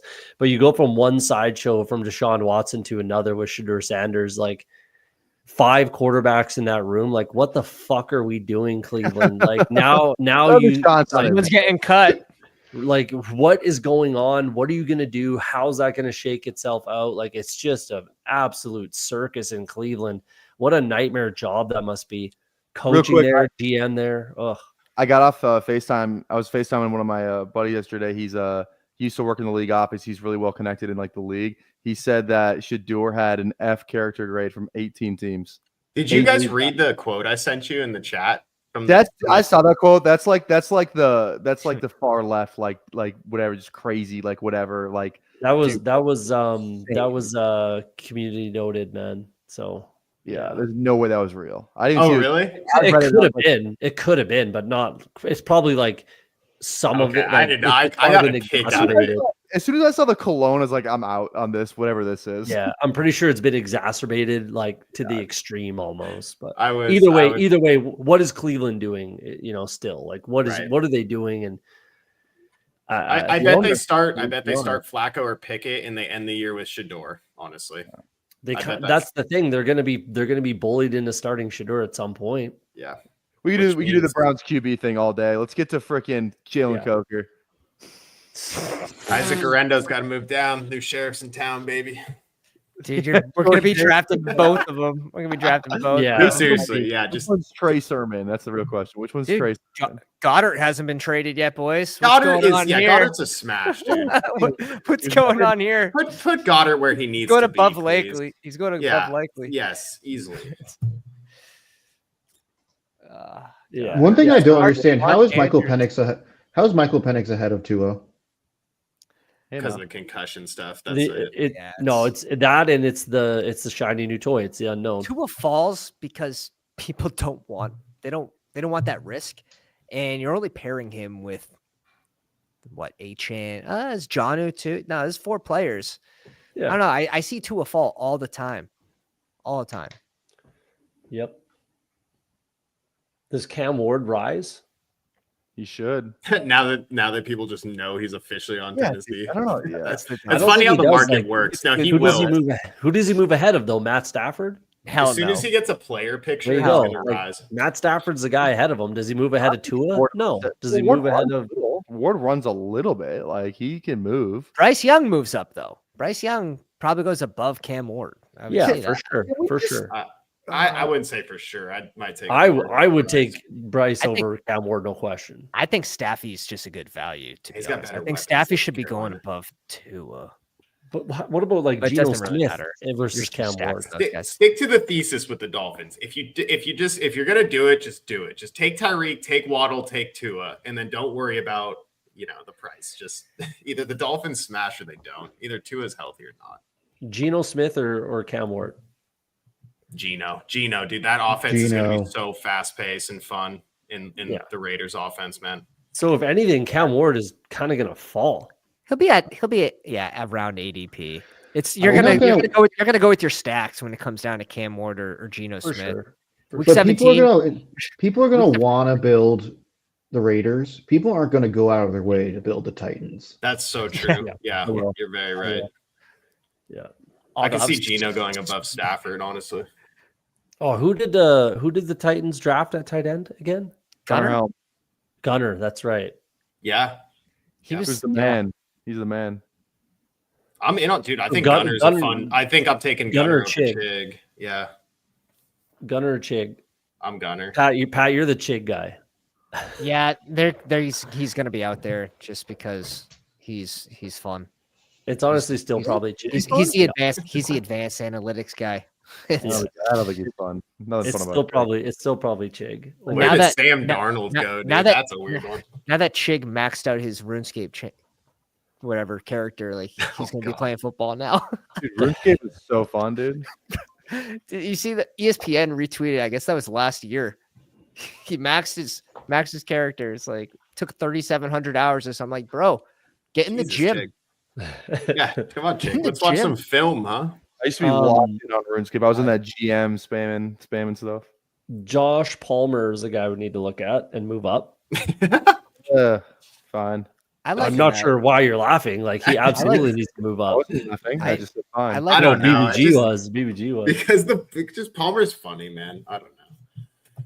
Yeah, I think he's Like, fine. Josh over- Palmer or Xavier Liggett? Neither. Yeah. I'm probably Leggett because we already know what Palmer is at least. I'll on take- that- We don't that know what he is in side. this offense. I'll take Pat Bryan over both of them. True. I mean, he's going from like True. Justin We gotta Herbert, move like Pat Bryant way up. Yeah. I don't know, like I guess Josh Allen's he's a stud, but like Justin Herbert is too. And I mean, I'd say if anything, like purely throwing the football, I'm taking Herbert. No, And I my think you can make that my only problem with the Herbert thing is like Josh Palmer was asked to do way more than he can do in that offense. He was just asked to do way too much, and he's not that guy. If he's asked to do what he's good at, then I think he'll be good at it. I'm not And certain he's good at downfield. anything though. I think Palmer's gonna be good. It's just like a Swiss Army knife where Those Mickey Mouse Tennessee receivers don't really pan out too well. God, I don't know. That one's Juwan I think Jennings he's- looks pretty good right now. Yeah, how long did it take him to get there? A couple Yeah, this is seasons. Palmer's year then, if that's the case. Yeah. It's like year 6 for him. I will say I like Palmer's price better than Shakir's. I will say. I find that take to be very fair. Yeah, if you have a Josh Allen team, I would not blame you for wanting Palmer every Not the time. way that I thought that sentence was going to end. Andre Yoshivas and Jalen Palmer probably both need to move up, or Jalen Tolbert, sorry, and Let's, Andre Yoshivas probably let me- both need to move up. God, dude, Tolbert. Step strange here. Oh, Bryant. You said Bryant. Bryant's gonna fly up. Cole Kmet's going. Undrafted. Yeah, down. Pokemon or no? Undrafted. Undrafted. Komet or Jeremy Ruckert. I didn't drag Coker down far enough. Here we go. Undrafted. Yeah, get Tyler, him. he's at 233, so he's right there for Where's you. Jackson Dart moving up to? Is he just 18th round because he's not going to start, or what's up with that? 16th tops, 16th round. Okay, yeah. Jackson Dart or Sam Waiting Howell. moves, Or sorry, not Sam Howell. Sam Darnold. Darnold, He's starting. no question. Yeah, Wow. Yes, I play this game completely opposite. I will have no Sam Darnold, and I will have so much Jackson Dart. that's Like, wish just because casting. of- That's a lot of wish casting right there. Dart's playing. He's playing half the season at least. What if the Giants are good somehow? Which is not, honestly, it's not that crazy. Their defense is not bad, and the offense is a bunch better. Abdul, take me there. There's Russ no is a way. game manager though. Like he gets can- down 10 points and Oh, they're dude, fucked. he's gonna manage. He can manage to win 8 games. He's There's gonna no manage game the plan. fuck Yeah, out of those with the games. Steelers that had 2 good workable backs and a pretty good defense. So the Giants. So the The Giants. Giants, no, yeah. 2 good workable So backs. do you think Jackson Dart is going to get more run than Drake May did this year? And do you think he will be better when he's in? No. Those The that's the answer two to both questions I those have questions is no. Both of those questions is no. Yeah, Good- well, that's a great question. That's a great way to frame it, Billy. That is a great question. Let's hear But it's- your answer, BBG. the answer, yeah. Yes. I think he's getting a little less run than May, probably. Maybe he doesn't. Maybe he comes in sooner. We don't know. And God. To the Is he Yeah. better than Drake May? is he Is better the than other half Drake of that May? question. No, but he does have a rushing side to him that I can see him scoring 25 fantasy points on a rushing game. I just want to say this is for everyone. This is for everyone that drafted Damian Martinez. We're just gonna Yeah, pour a little out there. RIP. R.I.P. Hey, you gotta take a bunch of Damian Martinez to make a RJ Harvey omelet, as they say. Yeah, Or you that's just take RJ Harvey at about 30%. 20% to get 21 Harvey. There's a Braylon Allen. Braylon smash. Move him. Boosting. Yeah. Let's go. He's Are going we sure? above Are we Ballman. sure he's better than Isaiah Davis, who took his job at the end of the year? Speaking of that range, Jarquez Hunter over Oh yeah, Jarquez. Blake Corum. Our boy. Is That he? I'm struggling with. Yeah, I don't I don't know. know about I don't that. know. I like Over Corum. Kyron didn't get Why? hurt last Why year, so over we don't Corum? know. Like we don't Yeah. know Corum anything is not yet. good at football. What do you Well, mean that's he's not good? because you at just don't like football? Jarquez Hunter Michigan. is. And Did you- Jarquez Hunter is. Have you said any kind words about a Michigan player ever? No, the answer I is like no. Colson Loveland. I like Colson Loveland a lot. Okay. Yeah. There you Why? go. Why? Okay, but Blake Corum is good. It's a system. I The- think you the put them whole right offense next is to a each system. other, kind of like you put a couple guys right next to each other, like And it's a running like system. Jordan James and Garendo and Corum and Hunter until we have more information. What does that mean? It's a running system. Two They both play former running back. two former linebackers scored 20 touchdowns each. Like Hassan Haskins, former linebacker, does nothing in the NFL. Khalil Mullings, former linebacker, probably going to do nothing in the NFL. You realize Corum's stats were way better than both those guys. He's all also those- half their size, so and his it's stats kind are of way wild. better than all those guys. Dude, Corum's not good. He's shown it already, Corum- and it's not Corum's going to get short better. Corum's short area quickness is in a very good trait that he possesses. He was a power runner at 5'8", 2 bills. What do you mean Like, power? that's- He was not a power runner. He was Everyone in Chicago, in Michigan's a power runner, bro. Okay, Are you, dude? What are you talking Like, about? think it's it a works like running that. system. I It's a don't think it running works like that. system. That's why JJ McCarthy had I'll be like right back. 2,100 passing yards when they won the national What do championship. you mean it's a running system? He plays running back. What are we talking about? What do you mean it's a run? They run the ball. The offense is predicated around running the ball. So any running back, you put anyone back there, including former linebackers, and they'll have fantastic stats. He had way better stats than Mullings though, way better, very much better. Not than Haskins. Yeah, No, yes, he did. Okay, No. we don't have to. We can do this another time. We can do this more now. Let's talk Jalen about- Wright or Ollie Gordon. Ollie Gordon gets pushed into this Miami. Ollie Gordon's gonna have that Isn't he- goal line, dude. That goal That's- line, I think Ollie Gordon could have because it's not gonna be Tua. It's you always look at the quarterback. It's not gonna be Tua. I just don't think Jalen Wright's a goal line guy. He's not the biggest guy. Ollie could just Plus, be if Achane goes down, it's Ollie on first. and oh, second. dude, 100%. I like Ollie over Wright personally. Why? Hold up. But doesn't Miami just want guys that are really, really fast? But most isn't are that still Jalen got- Wright? I'm I just think thinking they're realizing that yeah. maybe this is a little change. Ollie Gordon also seemed to be a little value where they got. I think him. I think they really like Achane, but I'm just thinking in the scenario that Pat said, where if Achane does go down, it's what Who do you maybe want? Wright just is used Achane was his rookie year, and then Ollie's the Mostert. And I'm just trying to make a comparison between the two, but I just think Ollie Gordon could have the upside, and I just don't think they would be okay, Jalen Wright's your job now. I think it would be more that split backfield where Ollie Gordon has touchdown upside, and it's can we just get 2023 Ollie Gordon in the NFL? I know I'm asking for a lot. But I'm saying, is there a 20% chance we can get that? And if there is, then in Miami, I'm in. Yeah, hell yeah. No, Ollie Gordon, obviously the next year, the shit O-line played some part of his down season, which is why he fell in the draft. Can he be the Rashawn Johnson for that offense and just steal 6 touchdowns on the ground? I think so. Like I said, I think they'll both be on the field at the same time in the red area. Achane will split out to the slot like he did a lot last year already, but then you'll have that threat of a runner in the backfield where they didn't really have it last year. So, yeah, I like Ollie Gordon. It's just, I don't know. I definitely agree with everything you're saying. If Achane goes down, Ollie Gordon will be borderline a smash. Dobbs got to go below this crew. Dobbs got to. That's the thing. Dobbs is probably for me right after Alec Pierce, and you just hope he gets moved. I could see Royals moving Jalen up. Royals If I needed a over wide receiver, I would take Royals Dobbs, as an early day 3 pick to the Chiefs, or not early, but early 4th round, I guess. That's how Or cooked you think Hollywood is.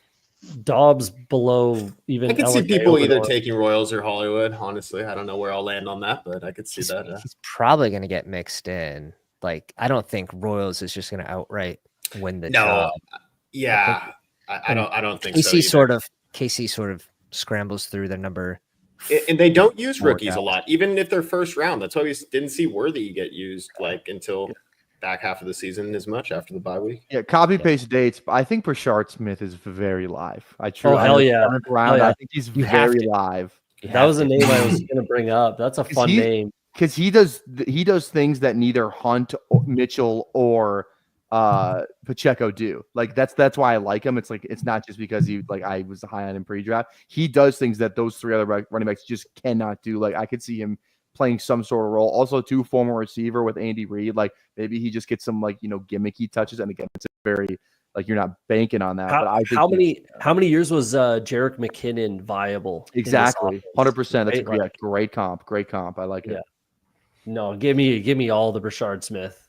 I'm not sure where his price is going. I wouldn't put him up that high. I'll have him pretty high. I think the 7th round is going to nuke him. I think he actually goes down from where his ADP is because the 7th. Pacheco was 7th round pick though. Yeah, people were making that compare. I'm just trying to put my mind in a draft. There's 7th round pick, but Chiefs Pacheco 7th round. I just don't know what they'll do. I would probably not quite Rachaad White range. Yeah, Rachaad White's just so safe. He's so safe. But Dowdle, Rico Dowdle, or Brashard Smith. Who did they draft? ETN. They draft ETN. Yeah, Trevor Etienne went in the day 3, round. early day 3. Fourth round. So they must like ETN. It might be Brashard Smith there. Yeah, Carolina just likes running the ball is what they like doing. I have Dowdle falling 14 picks here, and I'd probably rather just a tight end over him. Yeah. Dowdle will be a really tough click. He'll be a really tough click this.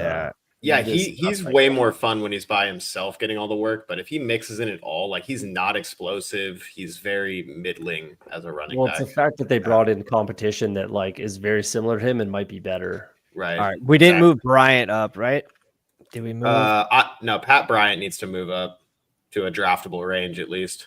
Hopefully this is the right Pat Bryant. I'm just kidding. Oh yes, Josh brought up the new Cordero Patterson. Savion needs to move way up. Is he playing running back? Savion. Yeah, I think he's gonna be. I think he is. Honestly, they didn't take a running back. I think he plays a little bit of running back. Pat Bryant or Wicks? Pat Bryant or Leggett? I don't think Pat Bryant should be that. Someone brought up the Leggett in the comments, and I am a little swayed. It's just can Bryce Young really do it? Can he really be good? Because if he Bryce Young hater, you're a hater. Dude, yeah, you are a Bryce Young hater, for a good reason. He's been bad. Come on, Jesus. But he now has a good offensive coach and all the support he needs. That doesn't make him taller or better. After the benching, he was good. He was good. I don't like Bryce Young either, but he showed improvement after, again, like Tyler said, after he came back from the benching and with the offensive coaching staff and now all the weapons around him. With that being said, I'll admit that if he has to kind of take the step this year, he does have to take a step. Yeah. So with that being said, I guess, just from if you're going to take Panthers, then go for it with Leggett, obviously stack it up. But someone made the comment, maybe Leggett can actually break out this year because Tet is taking all the attention off of the passing game for them. Because Leggett's an explosive wide receiver. Maybe if he's working a little bit more one-on-one type of stuff, that's all relying on Bryce Young making reads and, throwing a good football, because I have not really seen that besides the couple games last year. We need to move Mason Taylor way up. He'll be in this range, to be honest. I have definitely. Will Shipley, Justice Hill, those are two guys with I can see both of them. They're both last round. Do you think they belong last round? Any higher up? BBG's with me on this, but we're taking the missile over Justice Hill. I'm just taking Keaton. Yeah, baby. Keaton Mitchell, baby. But I don't hate Justice Hill is a different build for me. If I'm if I need, because Hill can if the Ravens are down in a game, Hill will be playing. And Henry will be out. We saw that last year. Mason still has to be below Gesicki and those guys, though, right? I'd agree. I like Mason Taylor a lot, but he's got to be below Gesicki. I like Gesicki to pop up here, to be honest. Okay, Mason's just got to be below Gesicki. I'd move Cade Otton under Hunter Henry and Gesicki, to be I'm not honest. blanking. Where did Arroyo go again? I'm blanking. He went to Seattle. Seattle. Yeah. No, that's right. Yeah. It's kind of crowded there. Fant and Barner still there. Yeah, it's super crowded. They run 3 tight end, or Yeah, I don't know. Right. Who did Saints pick up a tight end? They did, right? Oh God, Robbie Oots. He's a fullback though. And Elijah Arroyo, that's right. Arroyo. Yeah. That's a pretty good landing spot for Arroyo. Yeah, I mean, I For a 20, think Fan 20th round needs guy. to get traded or something. He needs to get out of there. Yeah, I'd love to Shipley- see Fant go somewhere, but Jeez, I just don't want to click Dawes, but I think he gets moved. I think that's where it's like I don't want to have absolutely 0% because I think he gets moved. But Will Shipley, we have him up 11 picks. He's in draftable range. I think that's all that matters. Yeah, Eckler didn't get any competition besides Ja'Cory, Yeah, but he's still old. Shador is just nuked now. Finally, like Yeah. he should have always been. Cheddar. Shooter. Theo Johnson, kind of a draft day winner. Oh yeah, definitely. Juwan Johnson, major winner. Oh, huge winner, yeah. Cavante Turpin, it's Turpin time, baby. Dude, Tolbert. Okay, Tolbert needs to be in like the 150s right now, if not higher. Seriously, Yeah. seriously. Break on Tolbert. He moves up, No, but like he 150. moves Break up. some fucking Turpin too, please. Like, God, Jesus. Dude, Tolbert goes above Palmer. Easy. No, not for me. No. Yeah, I that's had to. yeah. Why do we like Turpin? Because he gets in there for 5 routes a game. Turpin, bro? Who's Turpin? Bro, he's at 400 receiving yards, a couple touchdowns. He has like this. If you're ever drafting Jalen Naylor, draft Turpin, man. He has the same amount of spike weeks. Dude, Tolbert had a fine year last year. He had like 700 Yes, yards, 6 yes. touchdowns. He's playing with Cooper Rush. You know? Yes, he did. Like, I looked. Trust me, I looked. Naylor had like Huh? 6 touchdowns last year. Who? Naylor. Guess how many Turpin had? Oh shit, I lost him. How many? 6, I think. Maybe How many 5. of those were kickoff return touchdowns? You don't Two. get the yards. 2. But you get the 6 points. They had the same amount of spike weeks, and they had the same amount of overall points. If you will have to, So what do you? I What felt where are you going? draftable on the Where are you Vikings going? too. if you're, You want if another you're receiver? drafting Hell yeah. Turpin over Very Naylor, happy with that landing spot. I'm absolutely drafting Turpin over Naylor, no question.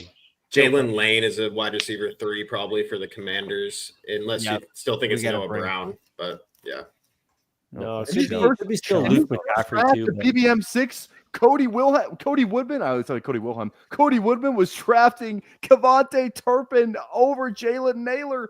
No who question. was on crack. Easy click. you guys are They having bring in those Ty random Felton. Give me argument. Ty Felton over Jalen Naylor versus Naylor, Turpin bro. argument right now. Give me Ty Felton over Jalen Naylor. You guys are going to run out of rounds to draft if you're talking about these guys. I'm not drafting any of them, but clearly this guy in Minnesota is just to cheer for his guys, I guess. Yeah. Dude, you're drafting Turpin. I don't want to hear a fucking word out of you. You just wait till Turpin is the guy you need. Oh God. Oh no, the guy you need. Jaden Blue's got a. This is off topic, but did you see when they were interviewing McVay on day 3 and they was talking about, they were like, how you liking Devontae Adams right now? He did not look too enthusiastic. He's like, yeah, he's like, a good golfer. I'm learning a lot about him. I was like, damn. That's tough. Like, did not wanted to hear something like, he's like, yeah, he'll help us out, but he's a nice guy, he's a family man, really good golfer. And I was like, oh man. Turpin had 2 Yikes. touchdowns from scrimmage, by the way, last year, but I'm off that. Just saying. But I'm off that. I'm completely past it. Shit. Is that more- Schultz? Schultz gets a Schultz. boost. People are probably still under them because Schultz was kind of nuked because people think it's Cade Stover or Brevin Jordan or whatever. Yeah. That's why I'm still not. don't like I'm Schultz, just yeah. moving him up. Yeah, to, just a little I'm not bit. I'm not passing any tight ends when I move them up, but Right. Yeah, fair. Slayton gets a boost. Slayton. Yep. I'd go Slayton over Ty Felton. No question. Alex probably got to fall here. Yeah. DK But he or never Alec. should have been there. Alex should Hey, never been technically, there. who's the wide receiver 2 for the Titans? Because if you're stacking, you got to take one of them. Elick, DK, or Tyler Lockett, I guess. Like that's Yeah. where we're Xavier at right now. Restrepo, undrafted free agent Xavier Restrepo. He went to the Titans. Cam Ward, yeah. Yeah. Oh wow. It's Troy Frank That's on over. funny. Troy Frank That's I your- might, that's I your might, I might backstack. do that. Honestly, I might do that. That's your I Titans kinda- backstack. I kind of like Franklin a little bit. I like the year 2 guys. Like I'm think we still both in on have- Malik Washington too. So, like, here's my question about Denver, right? Everyone really wants to like Pat Bryant, which I get. I understand why. But, like, we got Cortland Sutton, Pat Bryant, Wow. Marvin Mims, Right. Troy Franklin. We got Evan Ingram. We got RJ Harvey. Like, everybody eats in Denver, or who's going to not be the guy? Because someone's going to be. Jaden Blue. Yeah, no, you're not wrong. I think you kind of just spray and pray, baby. You Yeah, know? let's rank Jaden Blue here real quick because Jaden Blue's got to go up. Yeah, way up. Yeah. Past Shipley. Past Shipley. Yeah, he's more upside than Past Corum. Past Corum, yes. I might put him past Hunter. Even. Past Wright. Past I'd probably say Brashard past Smith. Brashard. Past Past Ford. Dowdle? Devin Neal, you got way up there. Wow.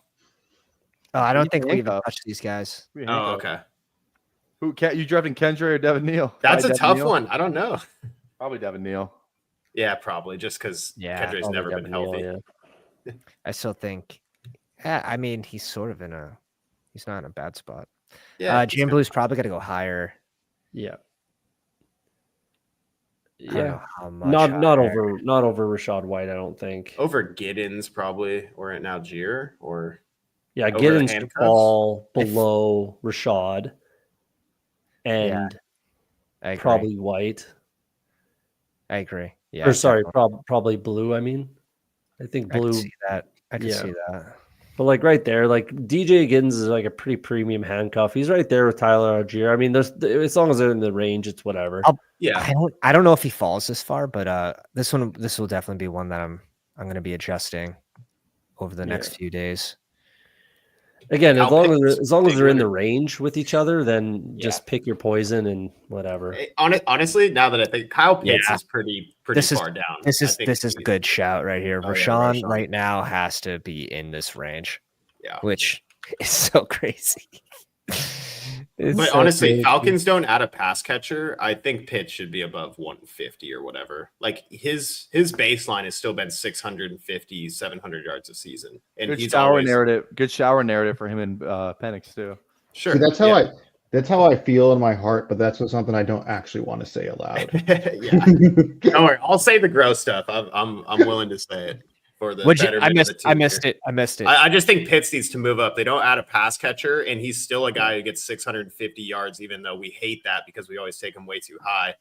But I agree. I think Pitts should be there with Kincaid and Likely. Yeah, he needs because we've already seen him do the 1,000-yard thing, and as we know at tight ends, they can be super late breakouts, and it could be like an Ingram situation. He's Ingram only broke out his 22. rookie year and then sucked, and then he broke out again. Pitts is only, what is he, 23, I think? Yeah, he's 24? he's younger than Kincaid, I think. I think he is.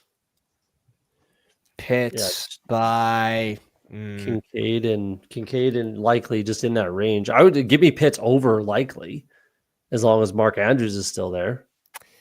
yeah, I think like Fair. we should fall Yeah, as well. fair. I've been like that for a minute. Yeah. I would still probably take Ray Day right now over both of those guys. That's yeah, fine. for sure. That's For fine. sure. I like that. And I like Ray Day with Spears. That's a good area for those guys. Kincaid's got to fall too. Does he? They didn't I add know. anyone. I Not leave know. him. He's a first-round tight end. And once again, this is year 3. We don't need to write Okay. these guys off. Like tight end especially can break out like down the line. Like I'm bullish on Kincaid, honestly. I'd Put him. be I'll put him one Kincaid pick behind Goddard. I'd be Yeah, Kincaid that's- over Goddard, but that's fine. That's fine. Doesn't Billy matter. Kincaid or Goddard. Kincaid. I'm big with best ball guy here. Like tight end is a physical position. When you leave college, you are no longer like physically dominant over your peers. So the fact that it's taken a couple years, like that was the narrative around tight ends for forever. So like I think that there's a great opportunity for him. But I don't know, Dallas Goedert. I think both of them are just mispriced, is what it comes down to. Yeah. You could almost argue that all the tight ends are like slightly underpriced this year. It's kind of weird. Like they're all just underpriced. There's a lot of late value. That's a really good range for tight end. Yeah, copy paste dates. Rashad White can easily be a 0 behind Sean Tucker, by the way. But Sean Tucker doesn't do what Rashad White does in the past game. So. Rashad White's just a bunch better, in my opinion. Rashad White, I mean, Sean Tucker's upside is in case Bucky goes down. That's where Sean Tucker comes in. Yeah. Back to that tight end conversation. I think it's just because there's so much late round tight end value that all the tight ends are kind of being artificially pushed down a little bit because there's definitely all the clicks at the end. Yeah, maybe it gets a little more murky though, because now Fannin and Njoku feel a little weird. Arroyo, well, Mason Taylor's gonna boost up too. Yeah, he was my security blanket. But yeah, and like Higbee and Ferguson, T-Ferg, my guy. Yeah, Terrence Ferguson. T-Ferg. I'm definitely in on Ferguson. I wish I took more of him. I really wish I took more of him. But yeah. Hey boys, I gotta head out. All right, brother. Eat some dinner and then go to bed because I'm gonna be up really early tomorrow. So all good. Thanks, Tyler. Teach the kids something tomorrow. Yeah. What are we doing? I think we're doing like I'm in like business ETD, so I have no idea what class that's gonna be, but we'll see. I'll teach them one thing. Here, ready? Business ethics. Nice. Perfect. See you, buddy. Terrence Ferguson. Where did Ferguson land? Where did the Rams. Second round. Their first pick in the draft was T-Ferg. So juicy. He's behind Taylor still, though. And I heard too many people this year tell me that this guy is the second best pass catching tight end in the class behind Loveland. And I'm starting to believe that, honestly. Who could that have been? It wasn't you, but you were saying I didn't that say too. He's the second best, but I was definitely team Terrence Ferguson. Yeah, for sure. No, I was happy. We took him on the team we did on your 12-hour stream. We took him, so I was happy about that. I said that there's not a lot of difference between Colson Loveland and Terrence Ferguson, is what I said. And now it's not as fun because the whole thing is like you might have just got the potential Laporta-esque tight end of this year who was only drafted in 3% of drafts, but you have like 5% of him, so you own 12% of all the shares of Ferguson. It's just right. Yeah, I just wish I did more. I wish I did it more. Let's get to 200. I think we're a few clicks. We got to move DeAndre Hopkins. He can't be in the top 200. No. So I don't care who it is. Firemouth, I think, was down too low. Juwan Johnson can move. Honestly, he's just not. I'll say that Milroe and Dart need to be ahead of these guys too, as a late round quarterback that could probably playing the playoffs. Yeah, I know maybe you guys don't feel that way, but I don't know. What was that? I blocked out. The Dart and Milroe as a draftable player, just above these guys, like at least ranked is how I would have it. 18th round. I have them in. Yeah, they're all right. They're last round. That's fine. I think they are last round picks that are viable. That's it. That's fine. If you want to say they're 18th round picks, and I would honestly probably, if you really want to take them in the 16th round. Who cares? 16th, 17th, 18th round, whatever. If you want to take those guys, but I don't know.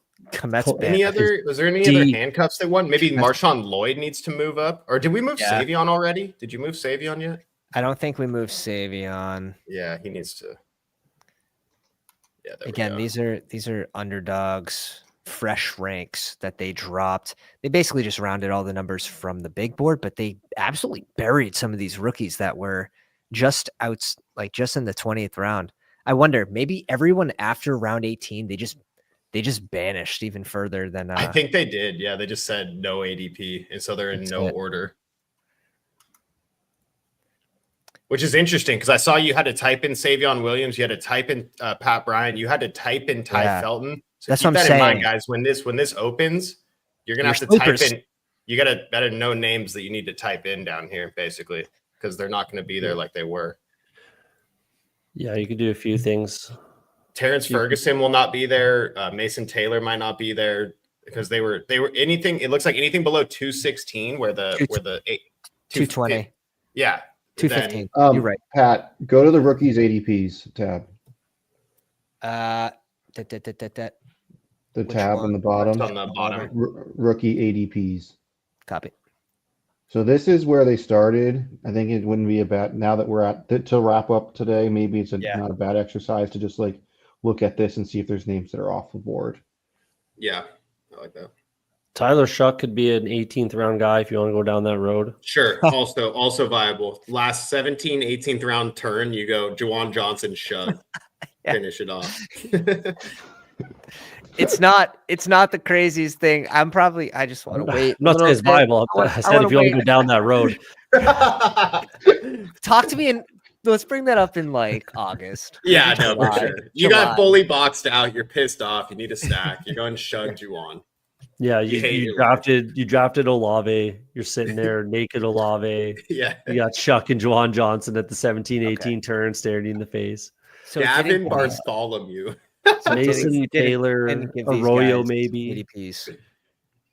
This is Arroyo your list maybe. of tight ends that didn't give ADPs too. No, but it reminded me. So just by seeing Gadsden, I think Conklin probably needs to move up. Yes. But yeah, regardless, we can stay on the rookies. It's fine. Genty, Marion Hampton, Henderson 55, Judkins. We pushed up Johnson. We pushed up Scattaboo. We pushed up Tootin. We pushed down Giddens. I believe Sampson went down as well. And Harvey went up 50 picks for now. As he continues to rise, we'll just stay ahead of the rise on our CSV ranks. Ollie Gordon got pushed up. Damian Martinez to the gulag. Jaden Blue, if you're fading Javante, this is going to be your guy.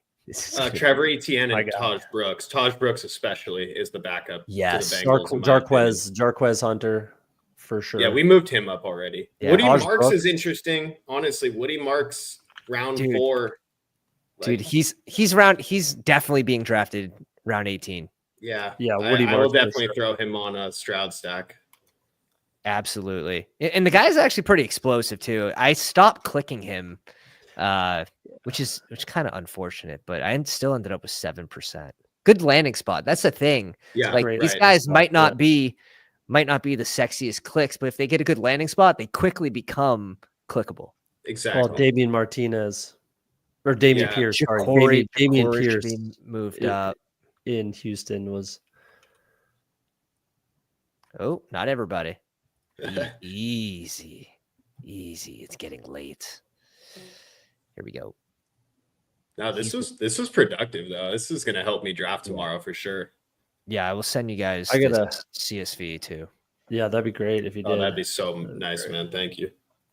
Mostly even just to know the names you got to pull up into your rank somewhere. Even if you only rank like 100, put these unranked guys at the 1 through 110. Just so you don't forget. Like so you don't forget exactly. Yeah. And then obviously we don't get the benefit when you're streaming these drafts, but dude, get the queue going as soon as your draft fires up. Start queuing guys down low that you're, that you want to keep an eye on throughout your draft. Did we little trick to do while streaming? Queue them on your phone, and they won't show up on screen. Really? Yeah. Good shout. Yeah, Jordan James get in there, 18th round pick for sure. Yeah, one of the Niners guys. You have to draft again. Maffa, another year of draft Maffa. 3 San Fran running backs. Just the same thing, different. Yeah. Trevor Phil Maffa and ETN just because the draft capital. I start getting a little weary when it starts becoming bro. I can't. Kyle Monagai. Maybe. I'm okay with it. Yeah, because it's the Bears didn't add anyone except him. I'm just saying literal 18 round guys to keep on your radar. Totally. Yeah. You got a Bear stack, throw fucking Monagai on it. Why not? Even if you don't have a Bear stack. Finally, people can stop drafting Mike Williams. Yeah, he goes to Death Valley. So I'll be posting this on the Patreon. Any tier, you guys can get the CSV ranks. It's going to be extremely helpful for the first few days. It's probably going to take for these guys to be searched and pulled up, drafted enough that they get an ADP. It's actually going to take a little bit. Yep. And huge shout to Billy Jones. I'm going to absolutely however many subs I get, I'll just spread it to you guys. Isaac Tesla, bro. That's one. Yes. Oh, We missed yeah, one. my guy. We missed My one. guy. We Gotta get drafted him, Tesla. BBG. I forced you to draft him. No, I have a couple of shares. Yeah, it didn't take much talking you into it, but we did take him when we did a stream at some point. I'm pretty easygoing when it comes to most rookies. But if you're trying to talk me into Nick Chubb or something, that's where I'm like, all right, let's relax. No, here. Tesla was my Kyle Williams at the very end of the draft cycle there. Wow. No, Lane you doesn't got have you got ADP, draft Pat capital Bryant, very right. Very right. Jimmy. Jalen Jimmy. Lane. Yeah, we pulled him Did we up pull him already. up? We Okay. gave him a good ADP. Dante Thornton. Thornton. He got a good spot. Day, Didn't he? day 2 to the Raiders. Day 2 to the Raiders. Big man run fast. Yep. 6'3", runs a 4.3. I think Yeah. he's 6'5", bro. Oh, As a 6'5", runs a 6'5", 4.3. runs a 4.3. Excuse me. Jesus Yeah. As a- Christ. Big guy. As a Patriots fan, someone that runs fast with the last name Thornton, I just something about it. PTSD. Yeah. Oh, good capital? Yeah. No, yeah. Yeah, good. That's good.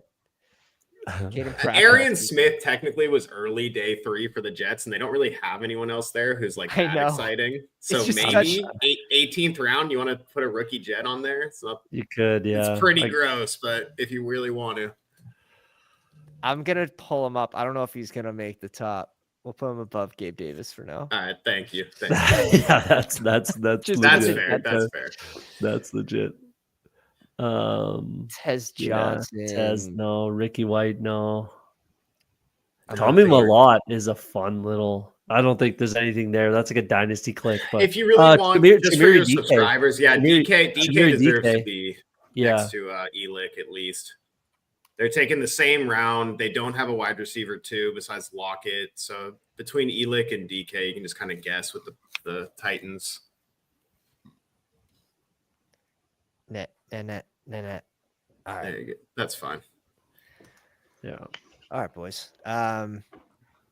Yeah, this is a really, really good start. And just you'll be able to just make small changes and just stay with ADP, and it's going to help you. It really does help to have ranks. I go and do this depending on player news, depending on how much players are moving, which I expect I'm going to have to do a new CSV every 2 days. It really helps. And you could ask anyone that has the ranks. Shout out to Al Buggs, came in 11th with the ranks last year in BBM 5. And shout out to Josh, bestballoverlay.com, came in 21st. And that's one way to trust the product. So appreciate you guys coming on. Eric, we'll start with you. What do you have going on? You can tell the people. Not much. I'll be in the streets drafting tomorrow, right when the contest drops. I will be live later that night. But yeah, I'll be trying to literally do what we just did, just get any value I can. Early strategies will be, for me, probably hammering the wide receivers up top because of the amount of crazy running back values down in the middle of the board. And yeah, hopefully we can build a day one shipper, basically. That's it. But thanks for having me. Yeah, subscribe down below. The description or the channel link is in the description. I stream drafts every day. But thanks for having me. Cody, what do you Yeah. got going on, brother? Yeah, thanks for having. This was awesome. This was fun. This was productive. Hopefully, the people in the chat got a lot of value out of it. It's good. It's good discourse. With some things we'll agree on, some things we won't. Rankings will be different. That's fine. That's awesome. I'm probably going to be a little bit of a break from streaming just because I'm probably going to do like 10 drafts tomorrow, 10 BBMs, nothing crazy, just to dip my toes, and then let ADPs settle, and then wait for the schedule to come out. I might stream because I'll probably rip some puppies or something like that, just something fun, small. Again, just get the reps in. But I'll probably be ripping 10 BBMs off stream, and then just try to stay with EDP, adjust my rankings, everything like that. So I probably will be streaming, just not BBMs. So. Appreciate you.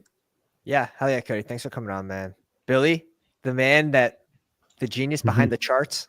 Absolutely crazy, man. I appreciate you putting a lot of work into this, dude. Well, yeah, it wasn't that hard. I mean, I'm pretty good with Excel and some data stuff, so this was easy to kind of whip up together. Whip today. Yeah, for me, it's just like putting together the projections and getting ahead of that. I have done, unlike you guys, I did one big board draft. Like, so because I, as I said, I'm a baseball guy, so it was baseball best ball season before this, and so this was like the perfect cram session. We went through every name on the board, Dude, you're up to speed. I know what to takes, do. Everybody's different takes from the last 4 months. Yeah, so I feel pretty good about that, and I feel like the listeners were going to get the same. So this was brilliant. Hell yeah, guys! And you can find Billy in the Discord in the projections channel, dropping his work, and it's always largely appreciated. His link is in the chat on Twitter. You can also find it on the Twitter machine, and I suggest you do so.